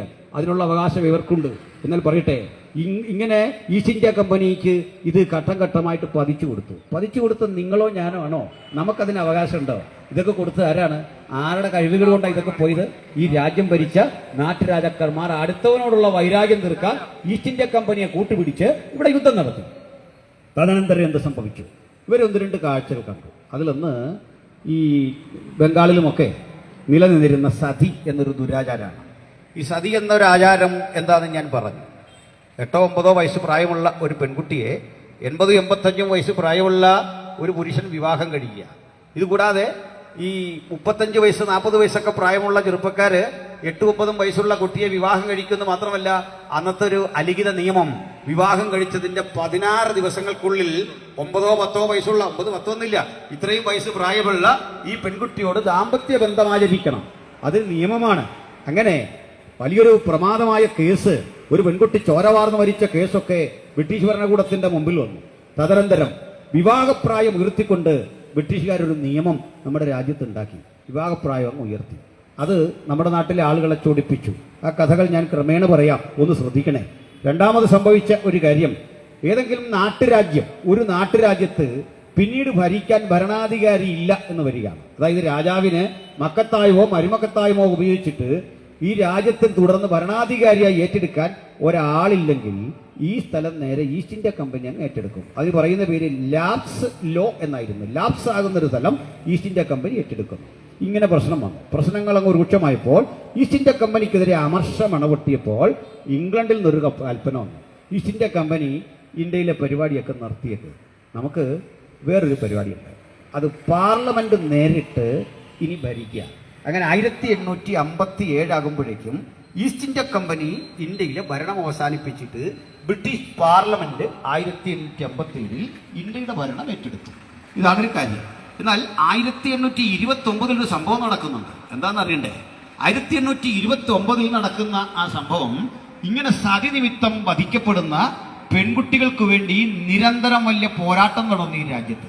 ആ പോരാട്ടം, സതി നിരോധനത്തിന് വേണ്ടി ഇന്ത്യയിൽ പോരാട്ടം നടത്തിയ പേരുകൾ നിങ്ങൾ ചരിത്രത്തിൽ പഠിച്ചാൽ ആദ്യം പഠിക്കുന്നത് രാജാറാം മോഹൻ റോയിയുടെ പേരാണ്. തീർച്ചയായിട്ടും മോഹൻ റോയിയുടെ വലിയ സംഭാവനകൾ അതിലുണ്ടെങ്കിലും ബ്രിട്ടീഷ് ഭരണകൂടത്തോട് നിരന്തരം സമ്മർദ്ദം ചെലുത്തി നീണ്ട 10 വർഷം അതിനെതിരെ പ്രവർത്തിക്കുകയും കത്തെഴുതുകയും ചെയ്ത ആളിന്റെ പേര് വില്യം കേരി എന്നായിരുന്നു. മഹാനായ വില്യം കേരി. ഈ വില്യം കേരി ഇംഗ്ലണ്ടിലെ കെറ്ററിംഗ് എന്നറിയപ്പെടുന്ന സ്ഥലത്ത് ജീവിച്ചിരുന്ന ഒരു ചെരുപ്പ് കുത്തിയായിരുന്നു. തനിക്കവിടെ ഉണ്ടായിരുന്ന വസ്തുവകളൊക്കെ വിറ്റ് തന്റെ മക്കളുടെയും ഭാര്യയുടെയും കൈപിടിച്ച് ദീർഘമായ 100-110 ദിവസം കപ്പൽ യാത്ര ചെയ്ത് ഇന്ത്യയിലെ ബംഗാളിൽ വന്നിറങ്ങി അദ്ദേഹം ഒരു കലാലയം ആരംഭിച്ചു. ആ കലാലയം ഇന്നും നിലനിൽക്കുന്നുണ്ട്. ആ കലാലയത്തിൽ നിന്നാണ് ഇന്ത്യയിൽ ആദ്യമായി BA, MA ഡിഗ്രികൾ കൺഫർ ചെയ്തത്. ഇന്ത്യക്കാരൻ BAയും MAയും പോലുള്ള ഡിഗ്രികൾ അതിനുമുമ്പ് കണ്ട ചരിത്രമില്ല. പുറത്തു പോയിട്ടൊക്കെ ആളുകൾ പഠിച്ചിട്ടുണ്ടാകാം. ഈ രാജ്യത്ത് അത്തരം ഒരു വലിയ ഉന്നത വിദ്യാഭ്യാസത്തിന് തുടക്കം കുറിച്ച ആളിന്റെ പേര് മഹാനായ വില്യം കേരി എന്നാണ്. ഈ വില്യം കേരിക്ക് ആദരിച്ചുകൊണ്ടാണ് 1993 ഇന്ത്യ ഭരിച്ചിരുന്ന ശങ്കർദയാൽ ശർമ്മയിലെ doctor Shankar Dayal Sharma, Indian president ആയിരുന്ന ശങ്കർദയാൽ ശർമ്മ ഈ വില്യം കേരിയുടെ പേരിൽ ഒരു തപാൽ സ്റ്റാമ്പ് പുറത്തിറക്കിയിട്ടുണ്ട്. സംശയമുള്ളവർ ഗൂഗിൾ ചെയ്ത് നോക്കിയാൽ വില്യം കേരിയെ കുറിച്ച് മനസ്സിലാകും. ഈ വില്യം കേരിക്കൊപ്പം മഹാനായ ജോഷുവ വാർഷ് എന്നൊരാളുണ്ട്. അതോടൊപ്പം തന്നെ നിരവധി ആളുകൾ ഒത്തുചേർന്ന് ഈ സതിക്കെതിരെ നടത്തിയ നിരന്തരമായ ആ സമരത്തിനെതിരെ സംഘർഷങ്ങൾക്ക് ഒടുവിൽ 1829 ഇന്ത്യ ഭരിച്ചിരുന്ന ലോർഡ് ബെന്റിംഗ് പ്രഭു ശാശ്വതമായിട്ട് സതി നിരോധനത്തിന്റെ ഉത്തരവിട്ടു. നിങ്ങൾ കേൾക്കണോ? വലിയ കോമഡി. സതി നിരോധിച്ചു. ഭർത്താവിന്റെ ചിതയിൽ ചാടി ഭാര്യ മരിക്കണം, ചാടുകല്ല കൊണ്ട് ഇട്ട് കത്തിക്കുക. ഈ ദുരാചാരം ഇവിടെ നിന്നപ്പോൾ അതിനെതിരെ പോരാടണമെന്ന് പോലും ഇന്ത്യയിൽ ഒരാൾക്ക് തോന്നിയതേ വില്യം ഗേരിയെപ്പോലൊരു സുവിശേഷകൻ വന്ന് വേദനാജനകമായി ഈ കാഴ്ച കണ്ട് നൊമ്പരപ്പെട്ടപ്പോഴാ. നിങ്ങൾ രണ്ടായിട്ട് കാണണം. ഇന്ത്യയെ കൊള്ളയടിക്കാൻ വന്ന ബ്രിട്ടീഷുകാരനെയും ഇന്ത്യയെ മാറ്റിമറിച്ച സുവിശേഷത്തിന്റെ ആത്മാവാൽ അതിനെ പുതുമയുടെ ലോകത്തിലേക്ക്, ആധുനികത ലോകത്തിലേക്ക് പറിച്ചു നട്ട സുവിശേഷകർ അഥവാ മിഷണറിമാരെയും രണ്ടായി കാണണം. ഇവിടെ വന്ന മിഷണറിമാരും ഒരു തുണ്ട് മണ്ണും കൊണ്ടുപോയില്ല, ഒരു പിടി മണ്ണും കൊണ്ടുപോയില്ല. അവർ ഇവിടെ തന്നെ പ്രവർത്തിച്ച്, ഇവിടെ തന്നെ മരിച്ച്, അവരെ പ്രാണൻ ഈ രാജ്യത്തിന് അർപ്പണം ചെയ്യുകയായിരുന്നു എന്ന ആത്യന്തിക സത്യം നിങ്ങൾ മനസ്സിലാക്കേണ്ടതുണ്ട്. എന്തിനാണ് ഞാൻ ഇത്രയും പറഞ്ഞതെന്ന് അറിയണ്ടേ? 1829 ആകുമ്പോഴേക്ക് സതി നിരോധിക്കപ്പെടുന്നു, ലാപ്സ് നിയമം പാസ്സാകുന്നു, പെൺകുട്ടികളുടെ വിവാഹപ്രായം ഉയർത്തുന്നു. ഈ രാജ്യത്ത് വലിയ കലാപം പൊട്ടിപ്പുറപ്പെട്ടു. എന്തായിരുന്നു കലാപത്തിന്റെ ഉള്ളടക്കം എന്നറിയണ്ടേ? ഇന്ത്യക്കാരായ ഞങ്ങളുടെ അവകാശങ്ങളിലേക്ക്, ഞങ്ങളുടെ സ്വാതന്ത്ര്യത്തിലേക്ക് ഇതാ ബ്രിട്ടീഷുകാരൻ പതുക്കെ പതുക്കെ ഇടപെടുന്നു. അതിനി വേണ്ട, നിങ്ങൾക്ക് പോകാം, നിങ്ങളെ ഞങ്ങൾ മടുത്തു. എന്താ മടുക്കാൻ കാരണം എന്നറിയണ്ടേ? 10 വയസ്സ് പ്രായമുള്ള കുട്ടികളെ വിവാഹം കഴിക്കണം എന്ന് വാദിച്ച പ്രാകൃതമായ ആചാരങ്ങൾ ഈ രാജ്യത്ത് നിലനിന്നിരുന്നു. അത് തിരിച്ചു വരണം ഒന്നത്. രണ്ടാമത്തെ കാര്യം, ഭൂമിയുടെ കാര്യത്തിൽ ഒരു ന്യായമുണ്ട്, പൊക്കോട്ടെ, അതിനവർക്കെതിരെ പറഞ്ഞതിൽ 100% ന്യായമുണ്ട്. മൂന്നാമത്തെ കാര്യം എന്താ? സതിയുടെ നിരോധനം, അത് തിരിച്ചു വരണം. അന്ന് ചെയ്ത് കേൾക്കണ്ടേ? പൂനെയുടെ നഗരത്തിലൂടെ 75,000 സ്ത്രീകളെ, പെൺകുട്ടികളെ അതിശക്തമായി ബ്രിട്ടീഷുകാർക്കെതിരെ സമരം മുഴക്കിക്കൊണ്ട് രംഗത്തിറക്കിയിട്ട് അവരെ കൊണ്ട് വിളിച്ചു പറയിച്ചു, ഞങ്ങൾക്ക് സതി തിരിച്ചു വരണം. സായിപ്പേ, നിങ്ങൾ എന്തിനാണ് ഇതൊക്കെ നിരോധിക്കുന്നത്? ഞങ്ങളുടെ മതവിശ്വാസത്തിൽ നിങ്ങൾ കൈയടത്തണ്ട, ഞങ്ങൾ മരിക്കുകയോ ജീവിക്കുകയോ ഒക്കെ ചെയ്തുകൊള്ളാം, ഇതിലേക്ക് ഇടപെടണ്ട എന്ന് പറഞ്ഞുകൊണ്ട് 75,000 സ്ത്രീകളെ പൂനെയുടെ തെരുവീതിയിലൂടെ നടത്തിച്ചു എന്നുള്ളൊരു കാര്യം നിങ്ങൾ മറന്നുപോകരുത്. ഇതാണ് ഈ രാജ്യത്ത് നിലനിന്നിരുന്നത്. 3 കാര്യങ്ങൾ ഇതിനെതിരെ മുഴക്കിയ സമരാഹ്വാനങ്ങളും വിപ്ലവങ്ങളുമാണ് നമ്മൾ ഈ മഹത്തായ സ്വാതന്ത്ര്യ സമരം എന്നൊക്കെ പറഞ്ഞ് പഠിക്കുന്നത്. പാവം കുട്ടികളുടെ ഗതികേടെന്നല്ലാതെ എന്താണ് പറയാൻ സാധിക്കുക? ആർക്ക് സ്വാതന്ത്ര്യം കിട്ടാനാണെന്നറിയണ്ടേ? ഈ രാജ്യത്ത് ചിത്പവൻ ബ്രാഹ്മണന്മാർ അനുഭവിച്ചു വന്ന സുഖമുണ്ടെന്ന്, അവർക്ക് 8ഉം 10ഉം കല്യാണം കഴിക്കാമായിരുന്നെന്ന്, താഴോട്ട് കല്യാണം കഴിക്കാമായിരുന്നു, തിരിച്ചു പറ്റില്ല. അതാണ് ഒരു രസകരമായ കാര്യം, ചിന്താർഹമായ ഒരു കാര്യം. ഒരു ബ്രാഹ്മണ പുരുഷന് ക്ഷത്രിയ പെൺകുട്ടിയെ കഴിക്കാം, ബ്രാഹ്മണ പുരുഷന് വൈശ്യ സ്ത്രീയെ കഴിക്കാം, ആ ബ്രാഹ്മണ പുരുഷന് ശൂദ്ര സ്ത്രീയിൽ മക്കളെ ഉളവാക്കാം. അതിന്റെ പേര് പറയും മനു പറയുന്നത്, മനു പറയുന്നത് മനുസ്മൃതി അധ്യായം 10 അതിന്റെ വചനങ്ങൾ 53 മുതൽ. ഞാൻ തെളിവില്ലാതെ ഒന്നും പറയില്ല. നിങ്ങൾ ഇത് കഴിഞ്ഞ് എന്നെ ചോദ്യം ചെയ്തേ വിടാവൂ. നിങ്ങൾ ചോദിച്ചാൽ ഞാൻ മറുപടി പറയാൻ ബാധ്യസ്ഥനാണ്. അതുകൊണ്ട് കമന്റായിട്ട് എഴുതിയിട്ടു, ഞാൻ അതിന് മറുപടി പറഞ്ഞിട്ടേ ഇരിക്കുള്ളൂ. എന്താണ് കാരണം? മനു പറഞ്ഞു വെച്ചു അനുലോമജാതി. എന്താ അനുലോമജാതി എന്ന് പറയണ്ടേ? സ്വീകാര്യമായ, പെർമിസിബിളായ, ഗ്രാൻഡ് ചെയ്യപ്പെടുന്ന ഒരു നീതി. അതെന്താന്ന് വെച്ചാൽ, ഒരു ബ്രാഹ്മണ് ക്ഷത്രിയ പെണ്ണിനെ കെട്ടാം, ബ്രാഹ്മണന് വൈശ്യ പെണ്ണിനെ കെട്ടാം. ഇനി ബ്രാഹ്മണന് ശൂദ്രസ്ത്രീയെ കെട്ടാനല്ല അവകാശം, അവിടെ ചെന്ന് സന്താനോൽപാദനം നടത്താം. മനസ്സിലായില്ലേ? സന്താനോൽപാദനം നടത്താം. ഇതിന് മനു എഴുതി വെച്ച പേരാണ് എന്തെന്നറിയണ്ടേ? അനുലോമജാതി. ഇതിനാ ഡോക്ടർ BR അംബേദ്കർ, ബാബാ സാഹേബ് അംബേദ്കർ ഈ പുസ്തകം അങ്ങ് ചുട്ട് കത്തിച്ച് കളഞ്ഞിട്ടാണ് ഇന്ത്യൻ ഭരണഘടന സ്ഥാപിച്ചത്. മനസ്സിലായില്ലേ? ഈ സാധനം ഇനി ഇവിടെ വേണ്ട എന്ന് പറഞ്ഞ് കത്തിച്ചു. അത്രമാത്രം മനുഷ്യാവകാശ ധ്വംസനങ്ങളാണ് അവിടെ എഴുതി വെച്ചിരിക്കുന്നത്. ഞാൻ ഈ പറയുന്ന വാക്കുകൾ മൊത്തം ചരിത്രത്തിൽ തെളിവുള്ളതാ.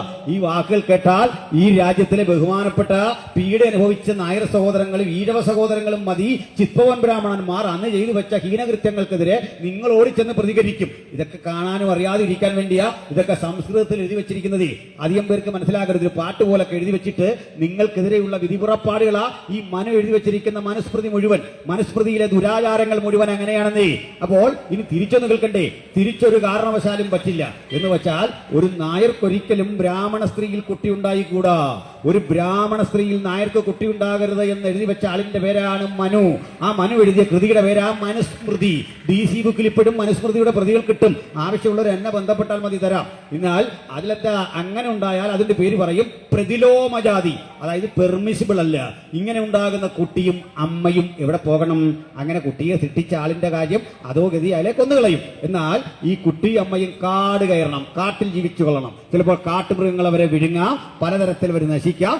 ഈ കുട്ടിയോ ഇതുപോലുള്ള കുഞ്ഞുങ്ങളോ സ്ത്രീകളോ ഒക്കെ അവിടെ വളർന്നാൽ അവരാ കാലക്രമേണ ആദിവാസികളാകുന്നത്. മനസ്സിലായില്ലേ? അല്ല, ആദിവാസി എന്ന് പറഞ്ഞ് ജനസിനെ ക്ലോൺ ചെയ്ത് എടുത്തോന്നല്ലെന്ന്. ഇവർക്കൊരു പേര് പറയും ചണ്ടാളൻ. ചണ്ടാളൻ എന്ന പേര് കേട്ടിട്ടില്ലേ?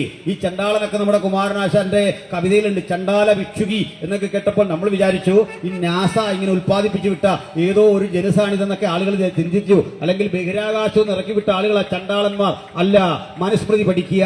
മനുസ്മൃതിയിൽ കൃത്യം എഴുതി വെച്ചിട്ടുണ്ട് ആരാണ് ചണ്ടാളൻ. നായർ പുരുഷന് ബ്രാഹ്മണ സ്ത്രീയിലുണ്ടായ കുട്ടിയുടെ പേരാണ് ചണ്ടാളൻ. അത് നിയമവിരുദ്ധമാണ്, അങ്ങനെ ഉണ്ടാകാൻ പാടില്ല. അവരെ കൊണ്ട് കാട്ടിൽ തള്ളും. ഈ കാട്ടിൽ തള്ളുന്ന ചണ്ടാളന് വസ്ത്രം ധരിക്കണമല്ലോ. എന്താ വസ്ത്രം എന്നറിയണ്ടേ?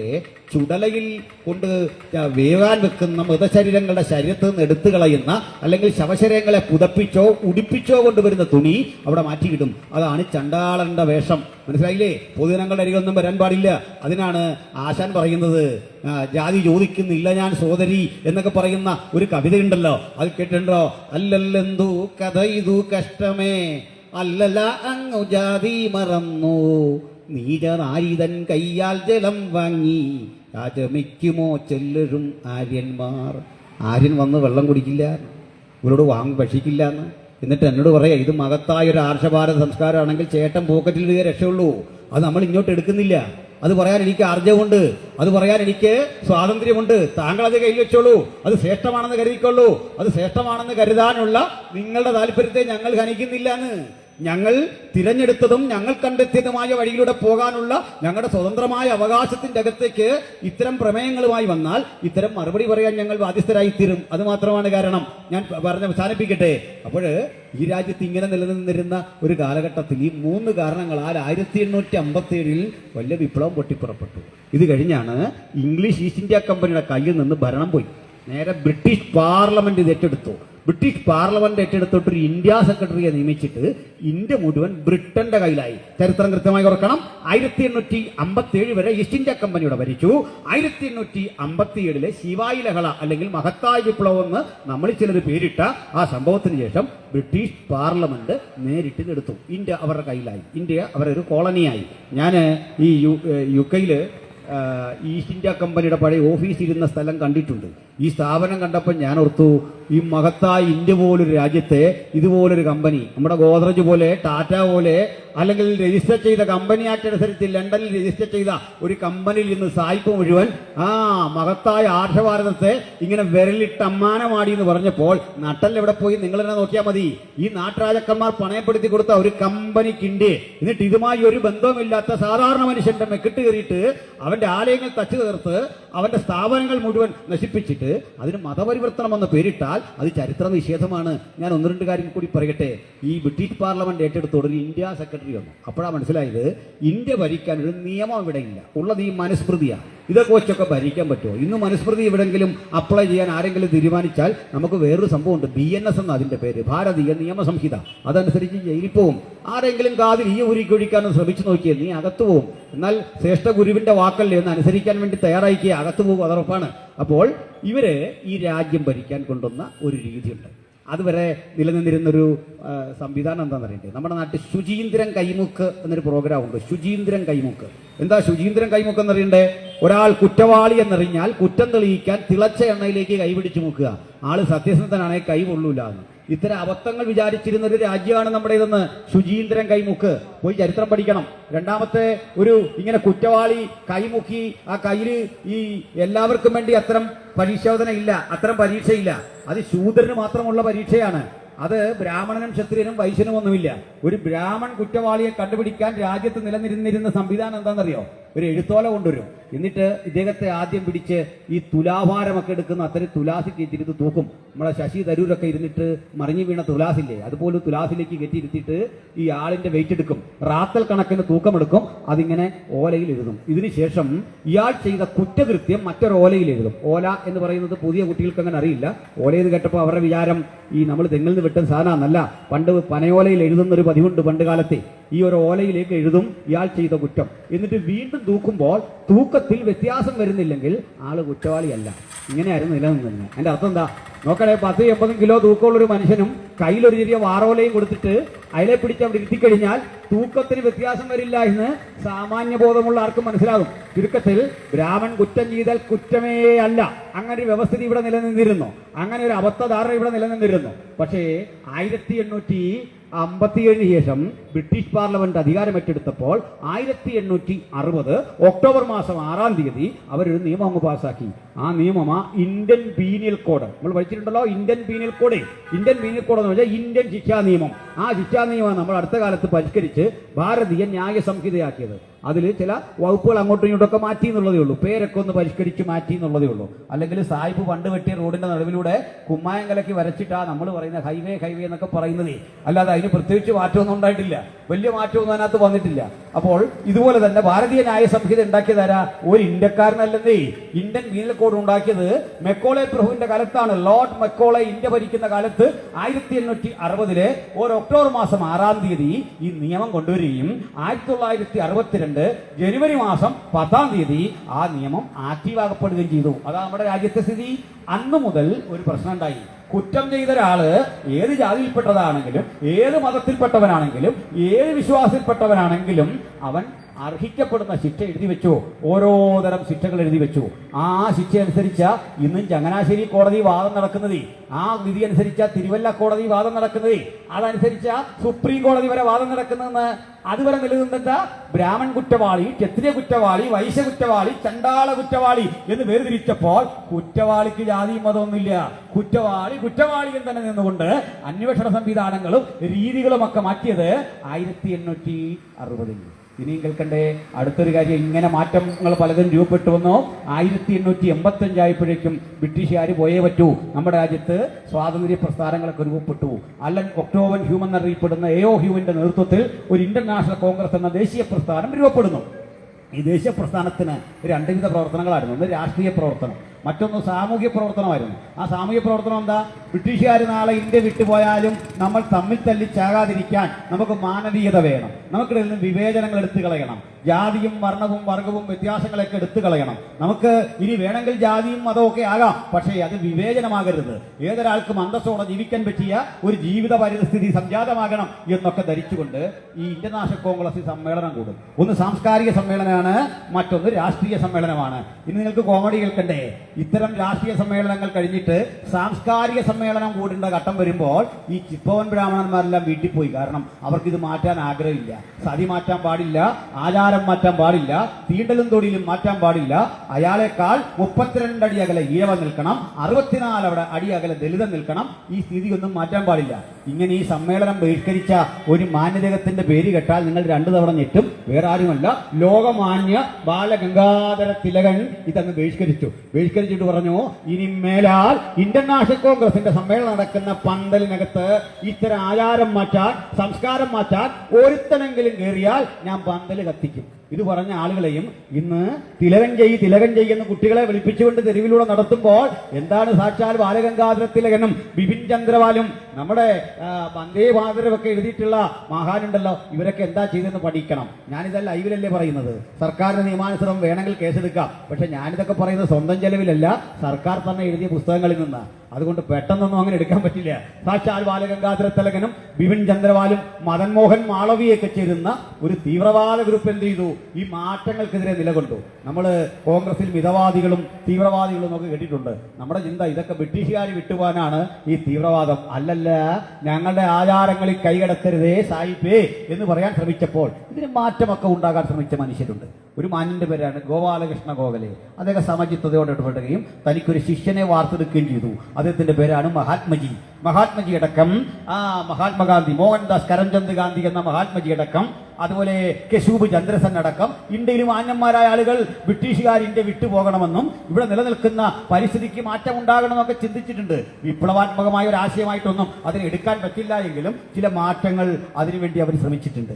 വീണ്ടും ഇങ്ങനെ വരുന്ന ഘട്ടത്തിൽ ബ്രിട്ടീഷുകാർ പതുക്കെ ഇന്ത്യ വിട്ടുപോകുന്നതായി. അപ്പൊ ഇന്ത്യയിൽ ഒരു സെൻസസ് നടക്കുന്നു 1901. 10 വർഷം കഴിഞ്ഞ് രണ്ടാമതൊരു സെൻസസ് നടക്കുന്നു 1911. അന്നാണ് ജാതി തിരിച്ചുള്ള ഒരു സെൻസസ് ഇന്ത്യയിൽ ഉണ്ടാകുന്നത്.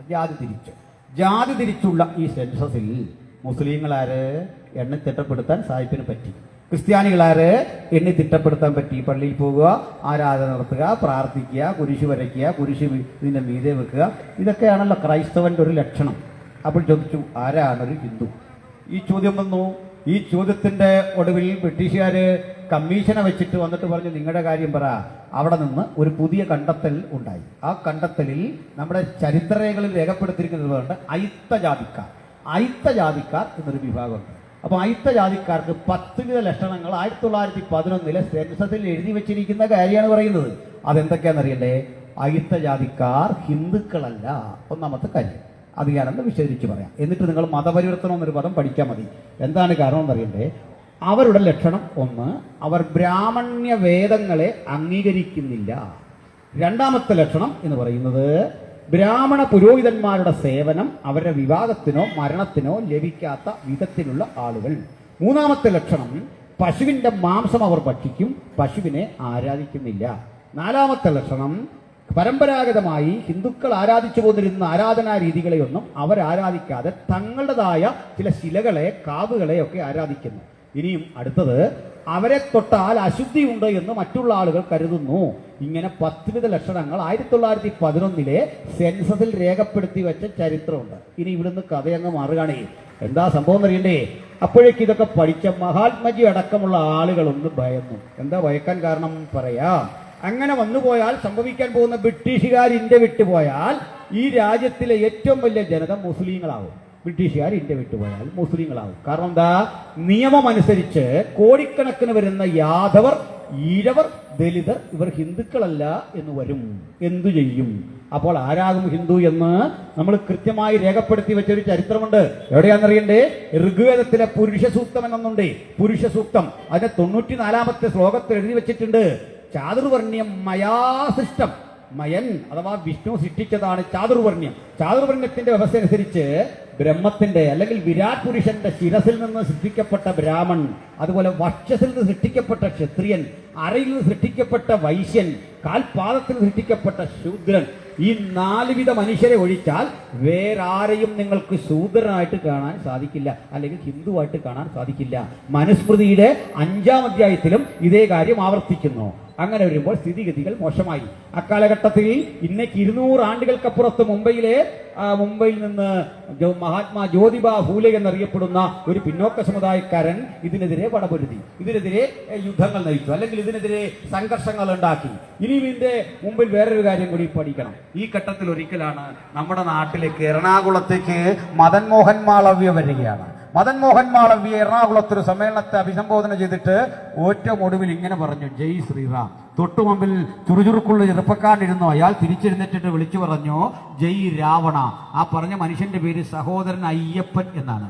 സഹോദരൻ അയ്യപ്പൻ ഈഴവ സമുദായത്തിന്റെ സാമൂഹ്യ സേവനത്തിന് വേണ്ടി പടപൊരുതുകയും അദ്ദേഹം ബഹുമാനപ്പെട്ട ഗുരു പറഞ്ഞെന്താ, ഒരു ജാതി, ഒരു മതം, ഒരു ദൈവം. സഹോദരൻ അയ്യപ്പൻ ഒരുപാട് കൂടി പറഞ്ഞിട്ട് പറഞ്ഞു, ഒരു ജാതിയും ഇല്ല, ഒരു മതവും ഇല്ല, ഒരു ദൈവവും ഇല്ല എന്ന് പറഞ്ഞ നിരീശ്വരനായിരുന്നു. അദ്ദേഹം വിളിച്ചു പറഞ്ഞു, എന്റെ നേതാവ് രാവണയാണ്, എന്റെ നേതാവ് രാമനല്ല. അതിന്റെ കാരണം കൂടി പറഞ്ഞു. എന്താണ് കാരണമെന്ന് മനസ്സിലാക്കണ്ടേ? അദ്ദേഹം പറയുകയാണ്, പണ്ട് രാമന്റെ രാജ്യത്തിൽ വലിയ പ്രശ്നം നേരിട്ടു, വലിയ ക്ഷാമവും പ്രയാസവും ഒക്കെ നേരിട്ടു. പെട്ടെന്ന് അതിന്റെ നടുവില് ഒരു ബ്രാഹ്മണന്റെ മകൻ മരിച്ചുപോയി. ബ്രാഹ്മണന്റെ മകൻ മരിച്ചുപോയൊരു സന്യാസി വന്നിട്ട് ഈ രാമനെ കണ്ടിട്ട് പറഞ്ഞു, ശ്രീരാമചന്ദ്ര, ഒരു ദുഃഖമുണർത്തിക്കാനുണ്ട്. ആരോ ഇവിടെ അധർമ്മം പ്രവർത്തിക്കുന്നു, അത് നിമിത്തമായി എന്റെ കുഞ്ഞു മരിച്ചുപോയത്. ഈ ശവശരീരം കൊണ്ട് ഞാൻ നിന്റെ കൊട്ടാരത്തിൽ നിൽക്കുക മാത്രമല്ല, ഞാൻ നിന്നെ ശവിച്ചു മുടിക്കും. എന്താണ് കാരണം? അന്വേഷിക്കാൻ പറഞ്ഞു. അപ്പോഴേ ശ്രീരാമചന്ദ്രൻ ആളുകളെ വിട്ടു.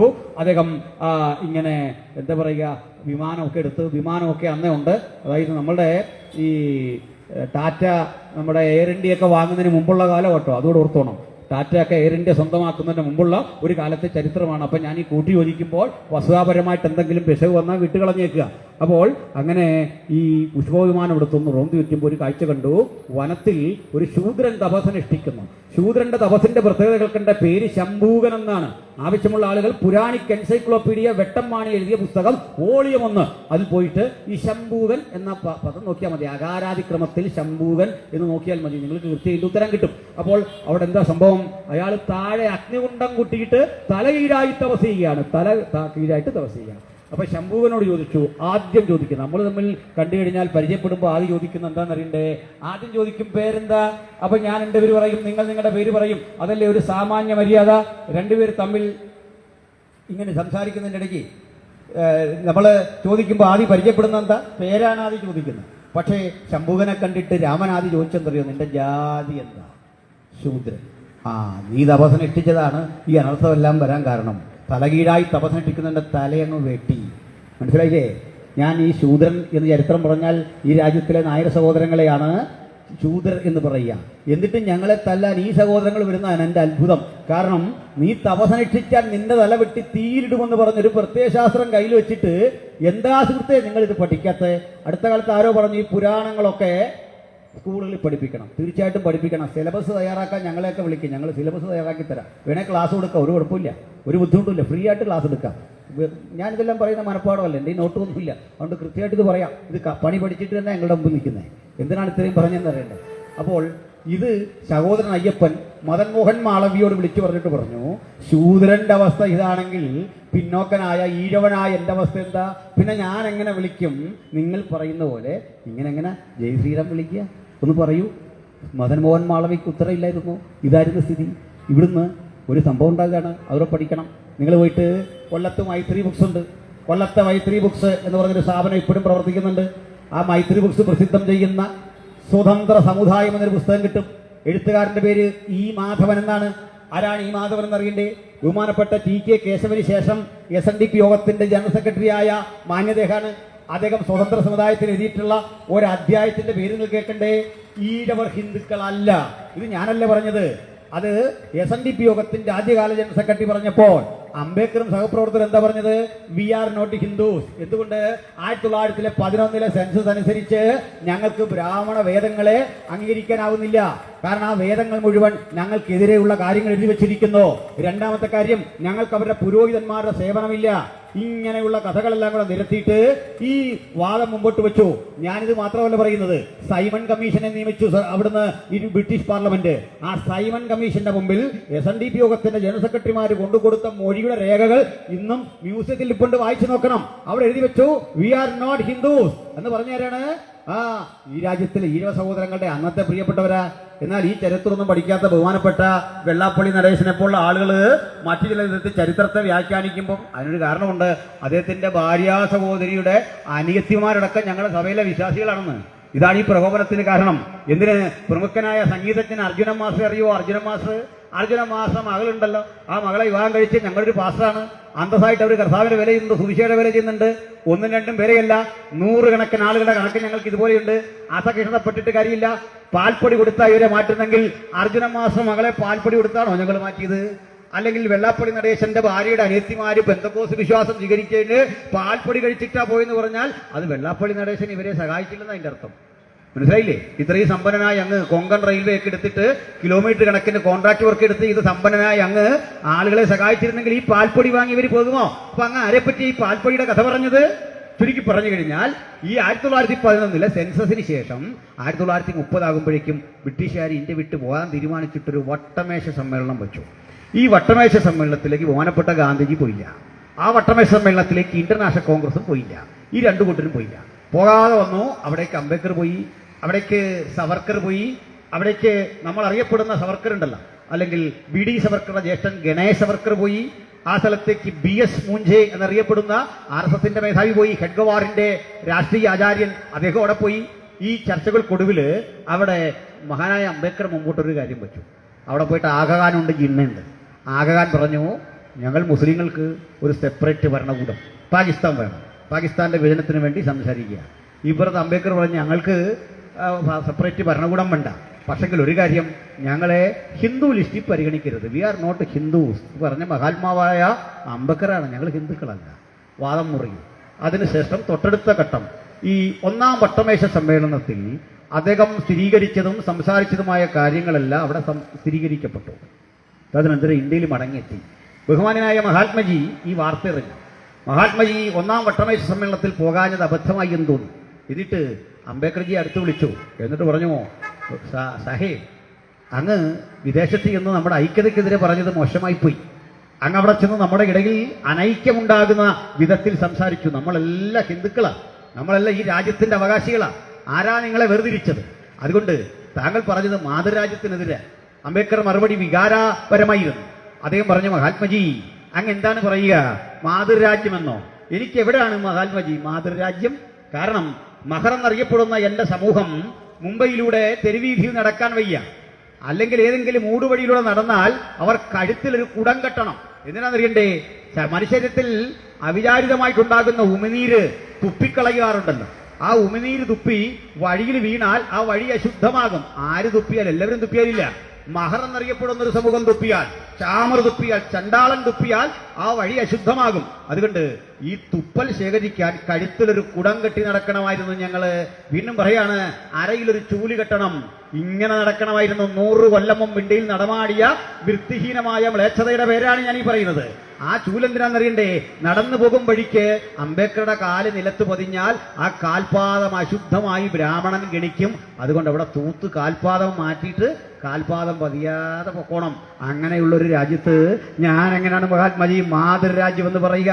അങ്ങ് എന്താ പറയുക? എന്നെ സന്തോഷിപ്പിക്കുകയാണോ? ചുരുക്കത്തിൽ ഞാൻ എന്റെ വാദത്തിൽ ഉറച്ചു നിൽക്കുന്നു. 2ാം ഘട്ടമാകുമ്പോഴേക്കും മഹാത്മജി 2ാം വട്ടമേശ സമ്മേളനത്തിൽ പങ്കെടുത്തിട്ട് എന്ത് പറഞ്ഞെന്നറിയണ്ടേ? അംബേദ്കർ, നിങ്ങളല്ല അയിത്തജാതിക്കാർക്ക് വേണ്ടി സംസാരിക്കേണ്ടത്, ഞാനാണ്. അയിത്തജാതിക്കാർ നിങ്ങളെക്കാൾ സ്നേഹിക്കുന്ന എന്നെയാണ്. നിങ്ങൾ സൂട്ടും കോട്ടും ഒക്കെ ഇട്ട് നടക്കുമ്പോൾ ഞാൻ അർത്ഥനഗ്നനായി തെരുവീതികളിൽ, കോളനികളിൽ, ചേരികളിൽ ഇറങ്ങി സാധുക്കൾക്കൊപ്പം ജീവിക്കുന്ന ആളാണ്. അതൊരു ശരിയുമായിരുന്നു. അംബേദ്കറും ഗാന്ധിജിയും തമ്മിൽ മത്സരിച്ചാൽ ഗാന്ധിജിയെ ജയിക്കുമായിരുന്നുള്ളൂ. പാവപ്പെട്ടവർക്കിടയിലും വലിയ മതിപ്പായിരുന്നു. Fans association അന്നുമുണ്ടായിരുന്നു. പക്ഷേ അപ്പോൾ അംബേദ്കർ തിരിച്ചടിച്ച രസകരമായൊരു പ്രയോഗമുണ്ട്. മഹാത്മജി, അങ്ങേ എനിക്കറിയാം, നന്നായിട്ടറിയാം. കാരണം മഹർജാതിക്കാർ ഒരിക്കൽ അങ്ങ് കാണാൻ ചെല്ലുമ്പോൾ ആദരപുരസരം കുറെ കടലകൾ അങ്ങേക്ക് വെച്ച് നീട്ടി. കടലകൾ വെച്ച് നീട്ടിയപ്പോൾ അങ്ങ് പറഞ്ഞ മറുപടി, ഈ കടല തോല് പോലും കളയാതെ നിങ്ങളുടെ കരസ്പർശിച്ച കടല അപ്പാടെ ഉള്ളിലാക്കാൻ എനിക്ക് ആഗ്രഹമാണ്. സാധാരണക്കാർ കടലയുടെ തോല് വിളിച്ചാ കഴിക്കുന്നെങ്കിൽ നിങ്ങളുടെ മലിനമായ കരങ്ങൾ പറ്റിയ ഈ കടല പോലും ഞാൻ അകത്താക്കും. പക്ഷെ അതിനു മുമ്പ് ഒരു കാര്യം, ഞാൻ ഈ കടലെല്ലാം ആടിന് കൊടുക്കും. ആട് ഈ കടല മുഴുവൻ ഭക്ഷിച്ചിട്ട് ആടിന്റെ പാല് ഞാൻ കറന്നു കുടിക്കുമ്പോൾ അതിനകത്തെ മുഴുവൻ എസൻസ് എൻ്റെ ഉള്ളിൽ പോകും. അങ്ങ് വലിയ ബുദ്ധിമാനാണ്, അങ്ങ് വലിയ കഴിവുള്ള ആളാണ്, അങ്ങ് വലിയ പണ്ഡിതനാണ്. ഇത് 2ാം വട്ടമേശ സമ്മേളനത്തിൽ ഗാന്ധിജിയെ ചൊടിപ്പിച്ചു. പക്ഷെ അദ്ദേഹം നല്ലൊരു മനുഷ്യൻ, ആത്മസംയമനമൊക്കെ ഉള്ള ഒരാൾ തന്നെയാണ്. അത് മറ്റൊരു സത്യം. പിന്നെ വേറൊരു കാര്യമുള്ളത്, ഈ ഗാന്ധിജി മഹാത്മജിക്ക് ആത്മസംയമനം ഉണ്ടോന്നറിയാൻ അദ്ദേഹം ഒരു പരീക്ഷണം നടത്തിയിട്ടുണ്ട്. പരീക്ഷണം നടത്തിയത് മനു എന്ന് പറയുന്ന 16 വയസ്സുള്ള ഒരു പെൺകുട്ടിയെ പൂർണ്ണ നഗ്നയാക്കി കിടത്തിയിട്ട് തൊട്ടടുത്ത് മഹാത്മജിയും കിടന്നിട്ടുണ്ട്. ഇതാണ് സംഭവം. ഇതൊക്കെ ചുമ്മാ വിളിച്ചു പറയാൻ എനിക്ക് പറ്റുമോ? നിങ്ങൾ ആലോചിച്ച് നോക്കി, ഇതൊക്കെ വീഡിയോ പിടിക്കുന്നതാണ്. ഞാൻ ആവശ്യമില്ല വിളിച്ചു പറഞ്ഞാൽ എവിടെ പോയി നിൽക്കുന്നു എനിക്ക് നല്ല ഉറപ്പുണ്ട്. അപ്പോൾ തൊട്ടടുത്ത് മനു എന്നു പേരുള്ള ഒരു പെൺകുട്ടി, 16 വയസ്സുള്ള പെൺകുട്ടി പൂർണ്ണ നഗ്നയായി കിടക്കുന്നു. നമ്മുടെ രാഷ്ട്രപിതാവ് തൊട്ടടുത്ത് കിടക്കുന്നു. ഇതിലൊക്കെ അഭിമാനിക്കാൻ ഒത്തിരി വകയുണ്ടേ. ഒരു ഇന്ത്യക്കാരനായാലും അഭിമാനിക്കേണ്ട കുറേ കാര്യങ്ങളാണ് ഞാൻ ഈ പറയുന്നത്. ഇപ്പുറത്ത് കിടക്കുന്നു. ഇതൊക്കെയാണ്. നിങ്ങൾ പോയിട്ട് അരുന്ധതി റോയി എഴുതിയ അംബേദ്കറുടെ അനിഹിലേഷൻ ഓഫ് കാസ്റ്റ് എന്നൊരു പുസ്തകമുണ്ട്. അതിന്റെ ആമുഖത്തിൽ അരുന്ധതി റോയി ഇത് ആവർത്തിക്കുന്നുണ്ട്. ഇതൊക്കെ ഇവിടെ നിലനിന്നിരുന്നത്. നമ്മൾ മഹാരഥന്മാരായി കണ്ട ഇത്തരം ആളുകളൊക്കെ കാലത്തോടങ്ങനെ ഇടപെട്ടു എന്നൊക്കെ ഞങ്ങൾക്ക് പറയേണ്ടി വരുന്നൊരു ഗതികേട് ഓർത്ത് ഞങ്ങളും ദുഃഖിക്കുന്നുണ്ടേ. അപ്പം മറുവശത്ത് കൂടെ ഒന്ന് വരണം. ഈ സമ്മേളനം അങ്ങോട്ട് തീർന്നു. സമ്മേളനത്തിൽ അംബേദ്കറും ഗാന്ധിജിയും ഏറ്റുമുട്ടി. ഇംഗ്ലണ്ടിലെ പത്രങ്ങൾ ഇവർ തമ്മിലുള്ള സംഘർഷം വലിയ വാർത്തയാക്കി മാറ്റി. തദനന്തരം തീരുമാനമെടുക്കാതെ പിരിഞ്ഞപ്പോൾ എല്ലാവരും ചേർന്ന് പറഞ്ഞു, അധ്യക്ഷൻ തീരുമാനിക്കട്ടെ. അധ്യക്ഷൻ ആരാധനയുണ്ട്? ഇംഗ്ലണ്ടിലെ പ്രധാനമന്ത്രി റാംസേ മക്ഡൊണാൾഡാണ്. റാംസേ മക്ഡൊണാൾഡിന് തീരുമാനിക്കാൻ അവകാശം കൊടുത്തിട്ടുണ്ട്. നമ്മുടെ നാട്ടിലേക്ക് ഇവരെല്ലാം വണ്ടി കയറുമ്പോൾ ഈ മിനിസിൽ എല്ലാവരും ഒപ്പിട്ടു, ഒരാൾ ഒഴിച്ച്. അത് അംബേദ്കറാണ്. ബാക്കി അംബേദ്കറോടെന്ന് പറഞ്ഞു, ഇന്ത്യക്കാരന്റെ കാര്യം തീരുമാനിക്കാൻ വേണ്ടിയിട്ട് ഒരു റാംസേ മക്ഡൊണാൾഡിന്റെ മുമ്പിൽ ഒപ്പിടാൻ ഞാൻ തയ്യാറില്ല. അത് തീരുമാനിക്കാനുള്ള ആർജവം നമുക്കുണ്ട്. ഞാനിവിടില്ല. തിരിച്ചു വന്നു കഴിഞ്ഞ് നടക്കുന്നത് 1932 ആഗസ്റ്റ് മാസം 14-ാം തീയതി ആകുമ്പോഴേക്കും ആളുകൾ ആകാംക്ഷയോടെ കാത്തിരിക്കുക. മക്ഡൊണാൾഡിന്റെ വിധി പുറപ്പെടാൻ തുടങ്ങിയാണ്. എല്ലാവരെയും അമ്പരപ്പിച്ചുകൊണ്ട് മക്ഡൊണാൾഡിന്റെ വിധി പുറപ്പെട്ടു. അംബേദ്കർ പറഞ്ഞല്ല ശരിയാണ്, ഞങ്ങൾ അക്സെപ്റ്റ് ചെയ്യുന്നു, അതാണ് ശരി. എന്ത് സംഭവിച്ചു കേൾക്കണം? എന്ത് സംഭവിച്ചു? അന്ന് മുമ്പോട്ട് വെച്ച ഈ ആശയങ്ങൾ ഇല്ലായിരുന്നെങ്കിൽ എന്ത് സംഭവിച്ചു നിങ്ങൾ കേട്ടോ? കേട്ട മഹാത്മജി മുംബൈയിലെ ഇർവാഡ ജയിലിൽ അടയ്ക്കപ്പെട്ടു. സമരം ചെയ്തിട്ട് ഇർവാഡ ജയിലിൽ നിരാഹാരം അനുഷ്ഠിച്ചു. മഹാത്മജി ജീവിതത്തിൽ 21 നിരാഹാരങ്ങൾ അനുഷ്ഠിച്ചിട്ടുണ്ട്. 21 നിരാഹാരങ്ങളിൽ ഒരു നിരാഹാര സമരത്തിന് മാത്രം ഒരു പ്രത്യേകത ഉണ്ടായിരുന്നു. അത് മരണം വരെ ഞാൻ നിരാഹാരം ഇരിക്കും. ബ്രിട്ടീഷുകാർ ഇന്ത്യ വിടാനായിരുന്നില്ല, അവസര സമത്വം ഉണ്ടാകാനായിരുന്നില്ല, സ്വാതന്ത്ര്യം കിട്ടാനായിരുന്നില്ല. മരണം വരെ നിരാകാരമായിരുന്നു. മരണം വരെ ഇരുന്നത് ഈ ലിസ്റ്റിൽപ്പെടാത്ത ബ്രാഹ്മൺ, ക്ഷത്രിയൻ, വൈശ്യൻ, ശൂദ്രനുമല്ലാത്ത ബാക്കി ആളുകൾ, ഈഴവർ, യാദവർ, ദലിതർ, ആദിവാസികൾ ഇവരും ഹിന്ദുക്കളാണെന്ന് സ്ഥാപിക്കാം. നോക്കണം. അങ്ങനെ 1935 ഒരു ലിസ്റ്റ് ഉണ്ടായി. കാരണം മഹാത്മജിയുടെ ജീവൻ അപകടത്തിലാണ്. നിങ്ങൾ ആലോചിച്ച്, സമ്മർദ്ദം ചെലുത്തി, അഹിംസ മാത്രം പറഞ്ഞിരുന്ന മഹാത്മജി സമ്മർദ്ദം ചെലുത്തി ഒരു ജനാധിപത്യ വ്യവസ്ഥയെ അട്ടിമറിക്കാൻ ശ്രമിക്കുക. നോക്കണം, ഒടുക്കമൊന്നും പറ്റി. 1935 ഒരു ലിസ്റ്റ് അങ്ങ് പ്രസിദ്ധം ചെയ്തു. ആ ലിസ്റ്റിൽ എഴുതി വെച്ചു, ഇന്ന ഇന്ന ഇന്ന ജാതികൾ അവരെല്ലാം ഹിന്ദുക്കളാണ്. അങ്ങനെ നമ്മൾ ഈ പട്ടിക ജാതി, പട്ടിക വർഗം എന്നൊക്കെ പറഞ്ഞാൽ ആ ലിസ്റ്റിന്റെ പേര് ഷെഡ്യൂൾഡ് കാസ്റ്റ് എന്നൊക്കെ പറയുന്നത് 35 ലിസ്റ്റാണ്.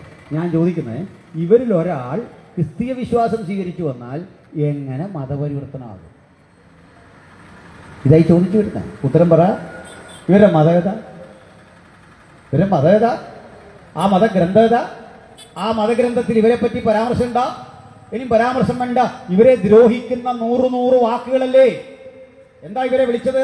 സഞ്ചരിക്കുന്ന പട്ടടയാണ് ശൂദ്രൻ, സഞ്ചരിക്കുന്ന പട്ടട, സഞ്ചരിക്കുന്ന ശ്മശാനം എന്ന് വിളിച്ച ഒരു ഗ്രന്ഥം ആത്മാഭിമാനത്തോടെ കയ്യിലെന്താൽ നിങ്ങൾക്ക് എങ്ങനെയാ സാധിക്കും സുഹൃത്തെ? ഞങ്ങൾ ഇത്തരം കാര്യങ്ങളൊന്നും ഒരു സ്ഥലത്തും പോയി ഇന്ന് വരെ ബോധവൽക്കരിച്ചിട്ടില്ല. നാളെ അത് തുടങ്ങുകയാണ്. നിങ്ങളാണ് അതിന് സാഹചര്യം ഉണ്ടാക്കിയത്. ഈ ബോധവൽക്കരണം ശക്തമാകുന്ന ഇടത്ത് എന്താണ് സംഭവിക്കുന്നത് പറയാ. ഇന്ന് അറിവും പകതിരിവും ഇല്ലാതെ ഇത്തരം വിഷയങ്ങൾക്കെതിരെ പ്രതികരിക്കുന്ന സഹോദരങ്ങളുണ്ട്. അതുകൂടി പറയാം, രസാവഹമായ കാര്യമാണ്. ഇങ്ങനെ 1932 പട്ടമേശ സമ്മേളനം കഴിഞ്ഞ് ആളുകൾ തിരിച്ചു വരുമ്പോൾ ഈ കൂടെ നമ്മുടെ സംഘപരിവാർ ശക്തികളുടെ അന്നത്തെ ഒരു നേതാവ് ഹെഡ്ഗവാറിന്റെ ആചാര്യനായിരുന്ന BS മുഞ്ചയുണ്ട്. ഈ BS മുഞ്ചയെ അങ്ങ് ഇംഗ്ലണ്ടിൽ നിന്ന് ലണ്ടനിൽ നിന്ന് ഇറങ്ങി വരുന്ന വഴിക്ക് നമ്മുടെ ഇറ്റലിയിൽ ഇറങ്ങി. ഇറ്റലിയിൽ അദ്ദേഹത്തിന് ഒരു വലിയ ആരാധനാ പുരുഷനുണ്ടായിരുന്നു.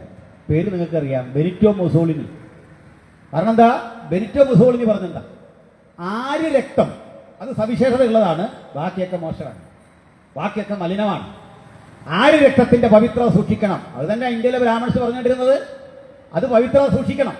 ഇതേ കാര്യം ബെനിറ്റോ മുസോളിനി പറഞ്ഞു.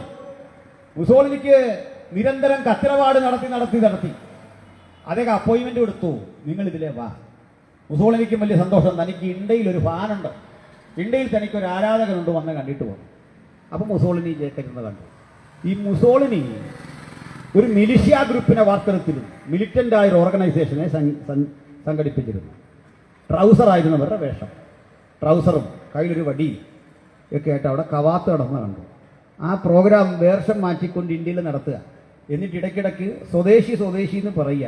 എൻ്റെ പൊന്നു സഹോദര, പിണങ്ങരുത്. താങ്കൾ ഇട്ടിരിക്കുന്ന ട്രൗസർ പോലും മുസോളിനി സാഹിബിന്റെ ദാനമാണ്.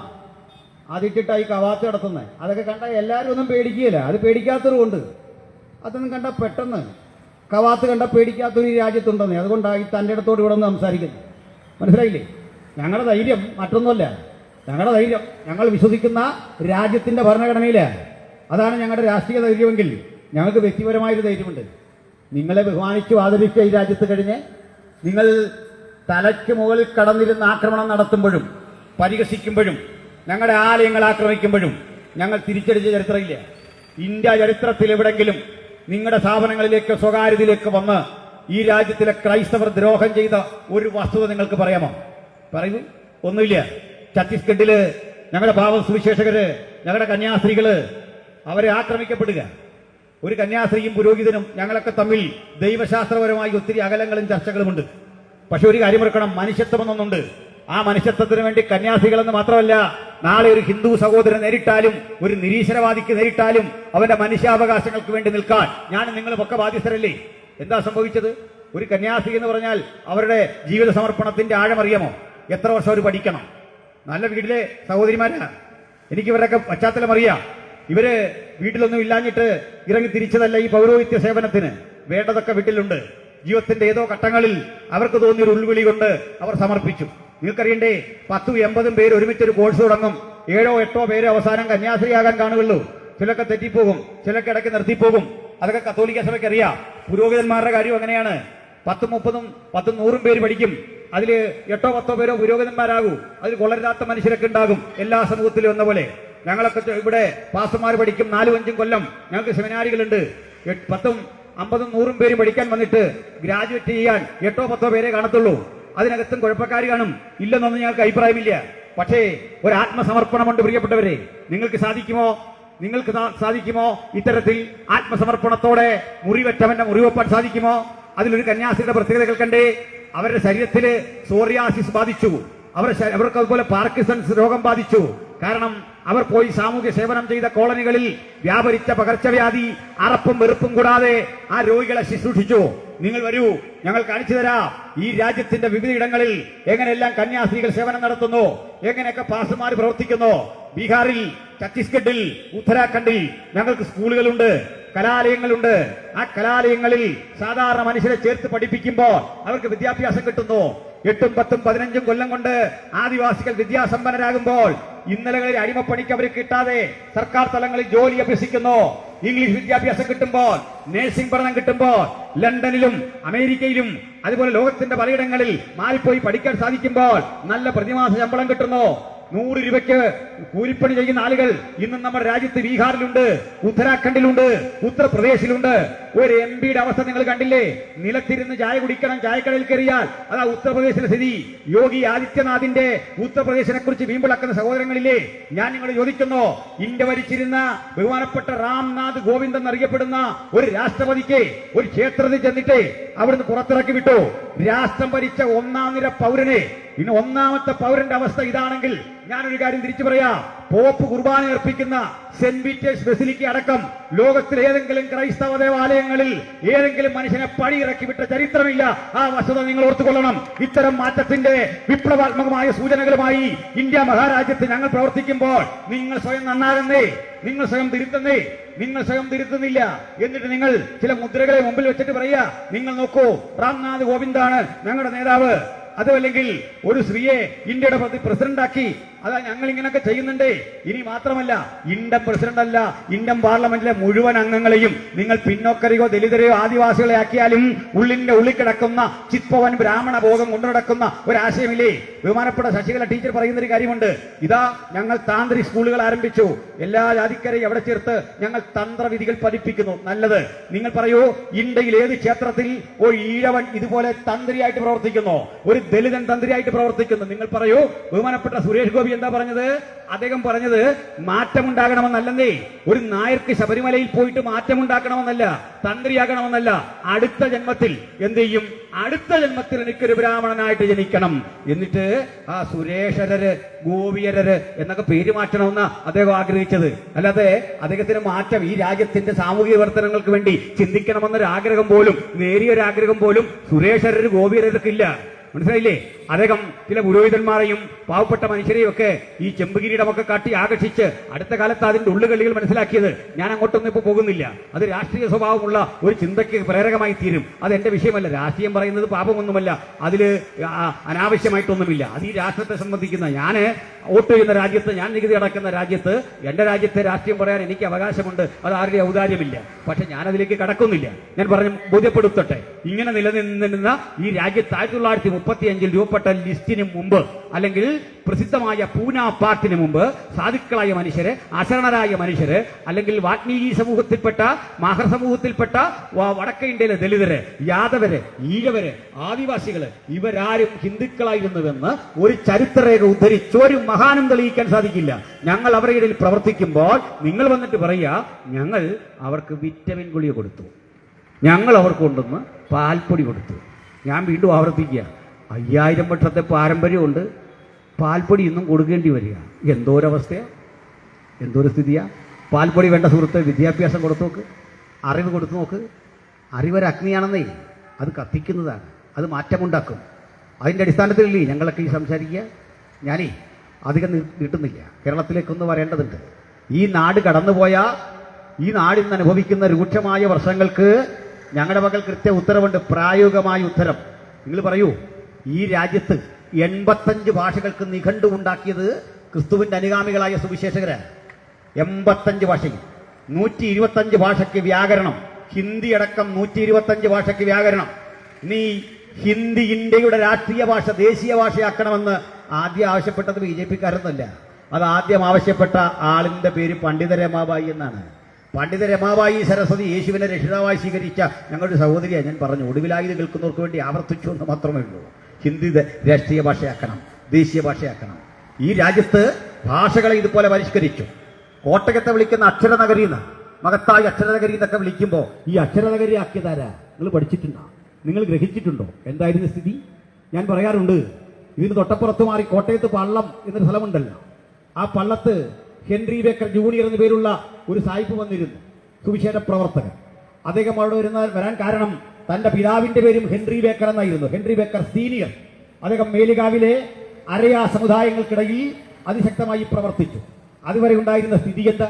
അവരുടെ പക്കൽ മാരകായുധങ്ങളുണ്ട്, മൃഗങ്ങളെ വേട്ടയാടും, പ്രാകൃതങ്ങളായ ആചാരാനുഷ്ഠാനങ്ങൾ ശീലിച്ചു വന്ന തമ്മിൽ ഏറ്റുമുട്ടുന്ന ഗോത്രവർഗ ജനതയുടെ ഇടയിൽ കടന്നുപോയിട്ട് യേശുക്രിസ്തുവിനെ കുറിച്ചുള്ള സുവിശേഷം പറഞ്ഞു. അവിടെ കലാലയങ്ങൾ ആരംഭിച്ചു, അവിടെ പള്ളികൾ കെട്ടിപ്പൊക്കി. ആ നാടിന് വലിയ മാറ്റമുണ്ടായി. ഹെൻറി ബെക്കറുടെ ആ പ്രവർത്തനങ്ങൾ അദ്ദേഹത്തിന്റെ മരണത്തോട് അവസാനിക്കുമെന്ന് ചിന്തിച്ചപ്പോൾ ഉന്നത ബിരുദധാരിയായ അദ്ദേഹത്തിന്റെ മകൻ ഇംഗ്ലണ്ടിൽ നിന്ന് കപ്പൽ കയറി ഇന്ത്യയിലെത്തി.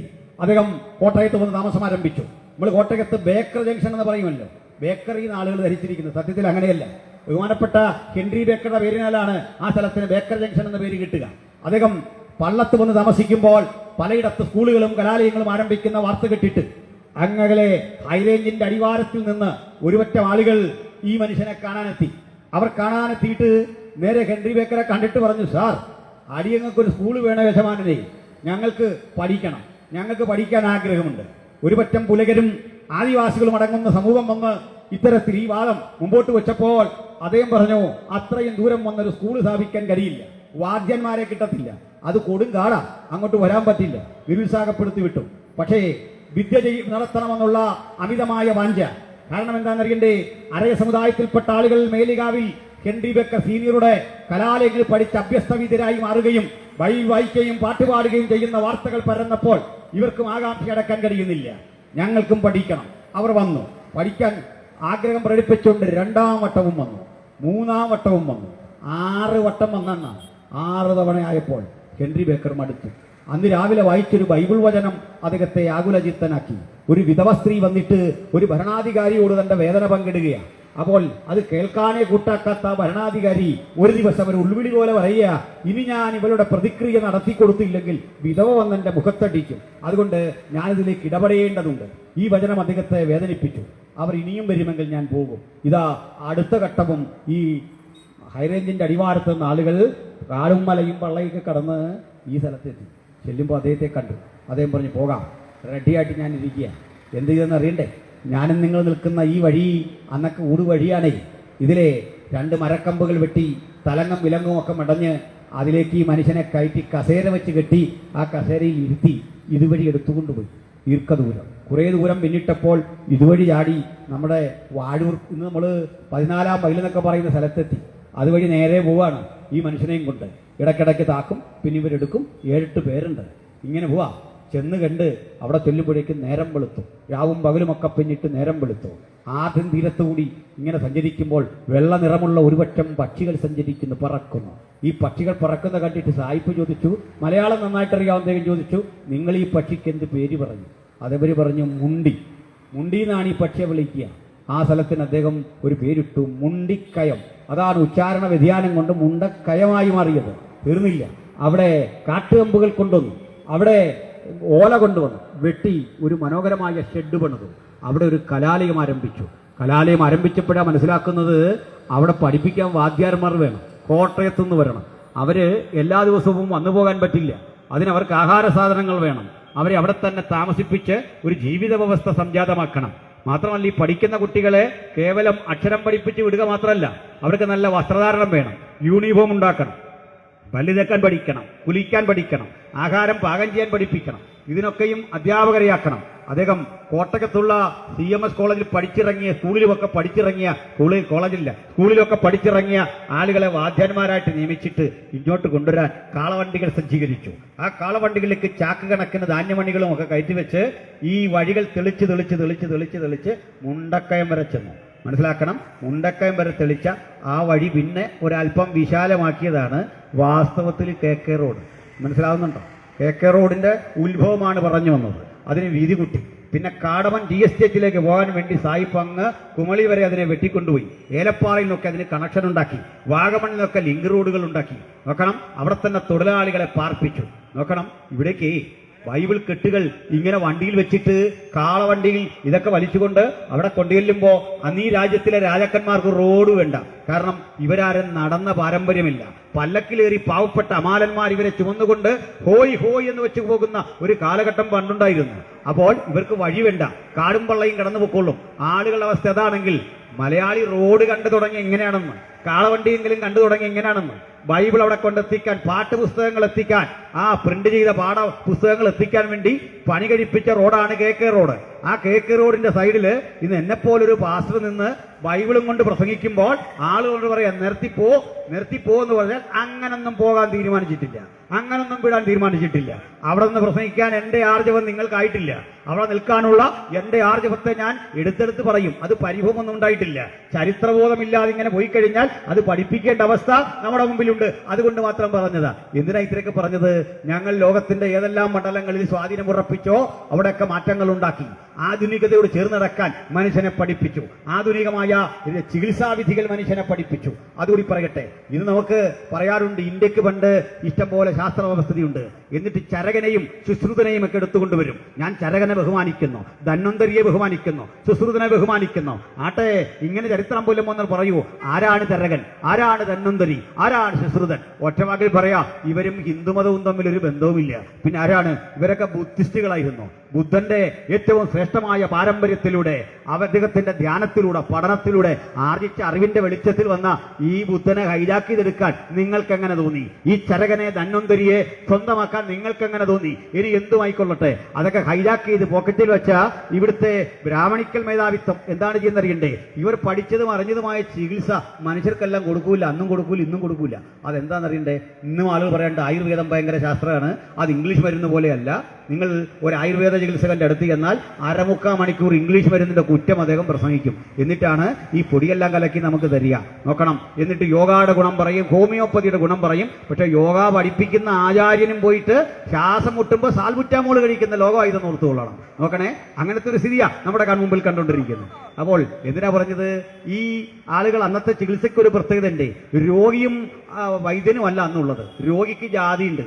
ജാതിക്കനുസൃതമായി ദൂരെ മാറി നിൽക്കണം. നിങ്ങൾ ഒരു ഈഴവ രോഗിയെങ്കിൽ ഈ ചികിത്സ ചെയ്യുന്ന ആളിൽ നിന്ന് 32 അടി അകലെ നിൽക്കണം. നിങ്ങളൊരു ദലിതനാണെങ്കിൽ 64 അടി അകലെ നിൽക്കണം. പിന്നെയുമുണ്ട് അതിൽ കൂടിയതും കുറഞ്ഞതുമായ ഉപജാതികൾക്കനുസരിച്ച് മാറി മാറി മാറി നിൽക്കണം. എന്നിട്ടൊരു കയ്യാളുണ്ട്, ഒരു സേവകൻ. അയാൾ ഓടി വന്നിട്ട് ഈ ഡോക്ടറോടെ, വൈദ്യന്റെ അരിയിൽ പറയും, ഇന്നതിന്നതാ രോഗലക്ഷണം. രോഗലക്ഷണമെല്ലാം കേട്ടൊരു രോഗിയെ ഡോക്ടർ കാണുന്നില്ല, വൈദ്യൻ കാണുന്നില്ല. ഒരു ഓല എടുത്തിട്ട് കുറിക്കും. ചതകുപ്പ ഇത്ര വേണം, ജീരകം ഇത്ര വേണം, അത് കൂശ്മാണ്ഡ രസായനം ചേർക്കണം, അങ്ങനെയുള്ള വിധികളെല്ലാം കൂടെ എഴുതിയിട്ട് നേരെ അങ്ങോട്ട് കൊടുക്കുക. എന്നിട്ട് ഈ കാടും പള്ളയൊക്കെ തേടി ഇത് മരുന്ന് തേടി പോവാ. എന്നിട്ട് പണം അവിടെ വെച്ചേക്കും. ആ പണം പോയി എടുക്കണം. ഭയങ്കര രസകരമായ കാര്യേ, ഈ പണത്തിന് മാത്രം അശുദ്ധി ഉണ്ടായില്ല. എന്റെ പ്രിയപ്പെട്ട സഹോദരങ്ങൾ ക്ഷമിക്കണം, പണത്തിനും അശുദ്ധി ഉണ്ടായില്ല, സ്ത്രീക്കും അശുദ്ധി ഉണ്ടായില്ലെന്ന്. നോക്കണം, ഇത്രയും വലിയ പുള്ളികളാ. ശൂദ്ര സ്ത്രീയെ പ്രാപിക്കാൻ ഒരു ബ്രാഹ്മണന് ഒരു അശുദ്ധിയും തോന്നിയില്ല, ഒരു ബുദ്ധിമുട്ടും തോന്നിയില്ല. ഇതുപോലെ തന്നെയാണ് പണം. പണം ഏത് ഇല്ലായ്മക്കാരൻ കൊടുത്താലും അത് വാങ്ങാനുള്ള വിശാലത ദൈവങ്ങൾ പണ്ടേ കാട്ടിയിട്ടുണ്ട്. ആ ദൈവങ്ങളുടെ വിശാലതയെങ്കിലും ദൈവത്തിന്റെ കുടലൂത്തുകാർ കാണിച്ചിരുന്നെങ്കിൽ ഞങ്ങൾക്ക് ഈ കോളനി കയറി ഇറങ്ങിയ ആളുകളെ നിങ്ങളുടെ ഭാഷയിൽ പറഞ്ഞാൽ മതം മാറ്റേണ്ടി വരില്ലായിരുന്നു. നിങ്ങളായിരുന്നു മാറ്റേണ്ടത്, നിങ്ങളായിരുന്നു സാമൂഹ്യമായി മാറേണ്ടിയിരുന്നതേ. അപ്പോൾ എന്ത് ചെയ്തു? ഈ രോഗമെല്ലാം വഹിച്ച ആളുകൾ അങ്ങനെ തിരിച്ചു പോകുമ്പോഴേക്കും ഒരു കാഴ്ച കേരളക്കര കണ്ടു. ആ കണ്ട കാഴ്ച എന്താ? ദാ വരുന്നൊരു കുതിരവണ്ടി. ആ കുതിരവണ്ടിയിൽ നിന്നൊരു സായിപ്പ് ഇറങ്ങുന്നു, മിഷണറിയാണ്. അയാളുടെ കാര്യത്തിൽ ഒരു കുഴലുണ്ട്, കൂടെ 2 പെൺകുട്ടികളുണ്ട്, അപ്പുറത്തൊരു കമ്പൗണ്ടറുണ്ട്. ഇവരിങ്ങോട്ട് വന്നിട്ട് രോഗികളുടെ അരികിലേക്ക് ചെല്ലും. ഈ സ്റ്റെതസ്കോപ്പ് എടുത്തിട്ട് അവർ കഴുത്തിലേക്ക് വെച്ചിട്ട് നിങ്ങളുടെ നെഞ്ചിലേക്ക് തൊടും. നിങ്ങളുടെ നെഞ്ചിലേക്ക് തൊടുമ്പോൾ അയാൾ തന്നെ മരുന്ന് കുറിക്കും. എന്നിട്ട് സ്റ്റെതസ്കോപ്പ് എടുത്ത് പരിശോധിച്ച് ഡോക്ടർ രോഗം നിർണ്ണയിച്ച് പോകുമ്പോൾ പിന്നാലെ വരുന്ന നേഴ്സേ നിങ്ങളുടെ ടെമ്പറേച്ചർ ഇളക്കുക, നിങ്ങളുടെ ഊഷ്മമാവിന് വെച്ച് ടെമ്പറേച്ചർ ഇളക്കുക. അത് ഇങ്ങനെ കട്ടത്തിലോ വായിലോ ഒക്കെ വെച്ചിട്ട് ആ ഡെറ്റോൾ വെള്ളത്തിലൊന്ന് മുക്കിയിട്ട് അടുത്ത ആളിലേക്ക് വെച്ച് പോവാ. എന്നിട്ട് ഈ സ്റ്റെതസ്കോപ്പ് കഴിയില്ല. തൊട്ടുമുമ്പ് നിൽക്കുന്ന രോഗി നമ്പൂതിരിയാണോ, നായാടിയാണോ, ഈഴവനാണോ, ബ്രാഹ്മണനാണോ, ഇതൊന്നും ചോദിച്ചില്ല. ഇങ്ങനെ തൊട്ട് പോയപ്പോൾ ഒരു കാര്യം അറിയോ സഖാക്കളെ, നിങ്ങൾ പിണങ്ങരുത്.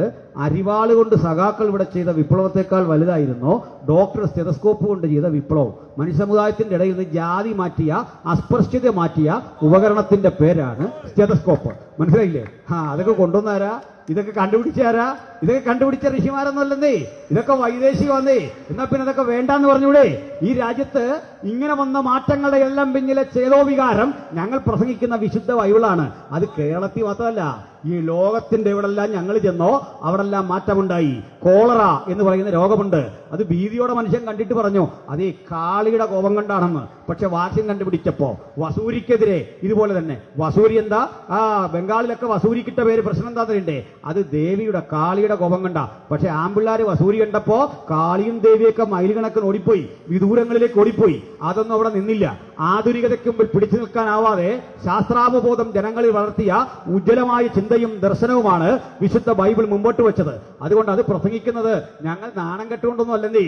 ഞങ്ങൾ ഇന്ന് മനുസ്മൃതി എടുത്തിട്ടും നിങ്ങളുടെ കിതാബുകൾ എടുത്തിട്ടും ഇതുപോലെ പോസ്റ്റ്മോർട്ടം ചെയ്ത് പ്രസംഗിക്കുന്ന പോലെ വസ്തുതാപരമായി വന്നിട്ട് മറുപടി പറയാനുള്ള ഒരു മനക്കരുത്താണ് നിങ്ങൾ നാളുകളിൽ കാണിക്കേണ്ടത്. ഞാൻ സമയക്കുറവ് കൊണ്ട് നീട്ടുന്നില്ല, ഒന്ന് പറഞ്ഞ് അവസാനിപ്പിക്കട്ടെ. പ്രിയപ്പെട്ടവരെ, കഴിഞ്ഞ 100 കൊല്ലങ്ങൾ ഞങ്ങൾ ഈ രാജ്യത്ത് പ്രവർത്തിച്ചത് ഇത്തരത്തിലാണ്. നിങ്ങൾ കണ്ടിട്ടുണ്ടോ? ഞങ്ങൾ സെക്രട്ടേറിയറ്റ് വളയുന്ന സമരം നടത്തി കണ്ടിട്ടുണ്ടോ? ആളുകളെ പരസ്പരം ഏറ്റുമുട്ടി കൊലപ്പെടുത്തുന്ന കാഴ്ച കണ്ടിട്ടുണ്ടോ?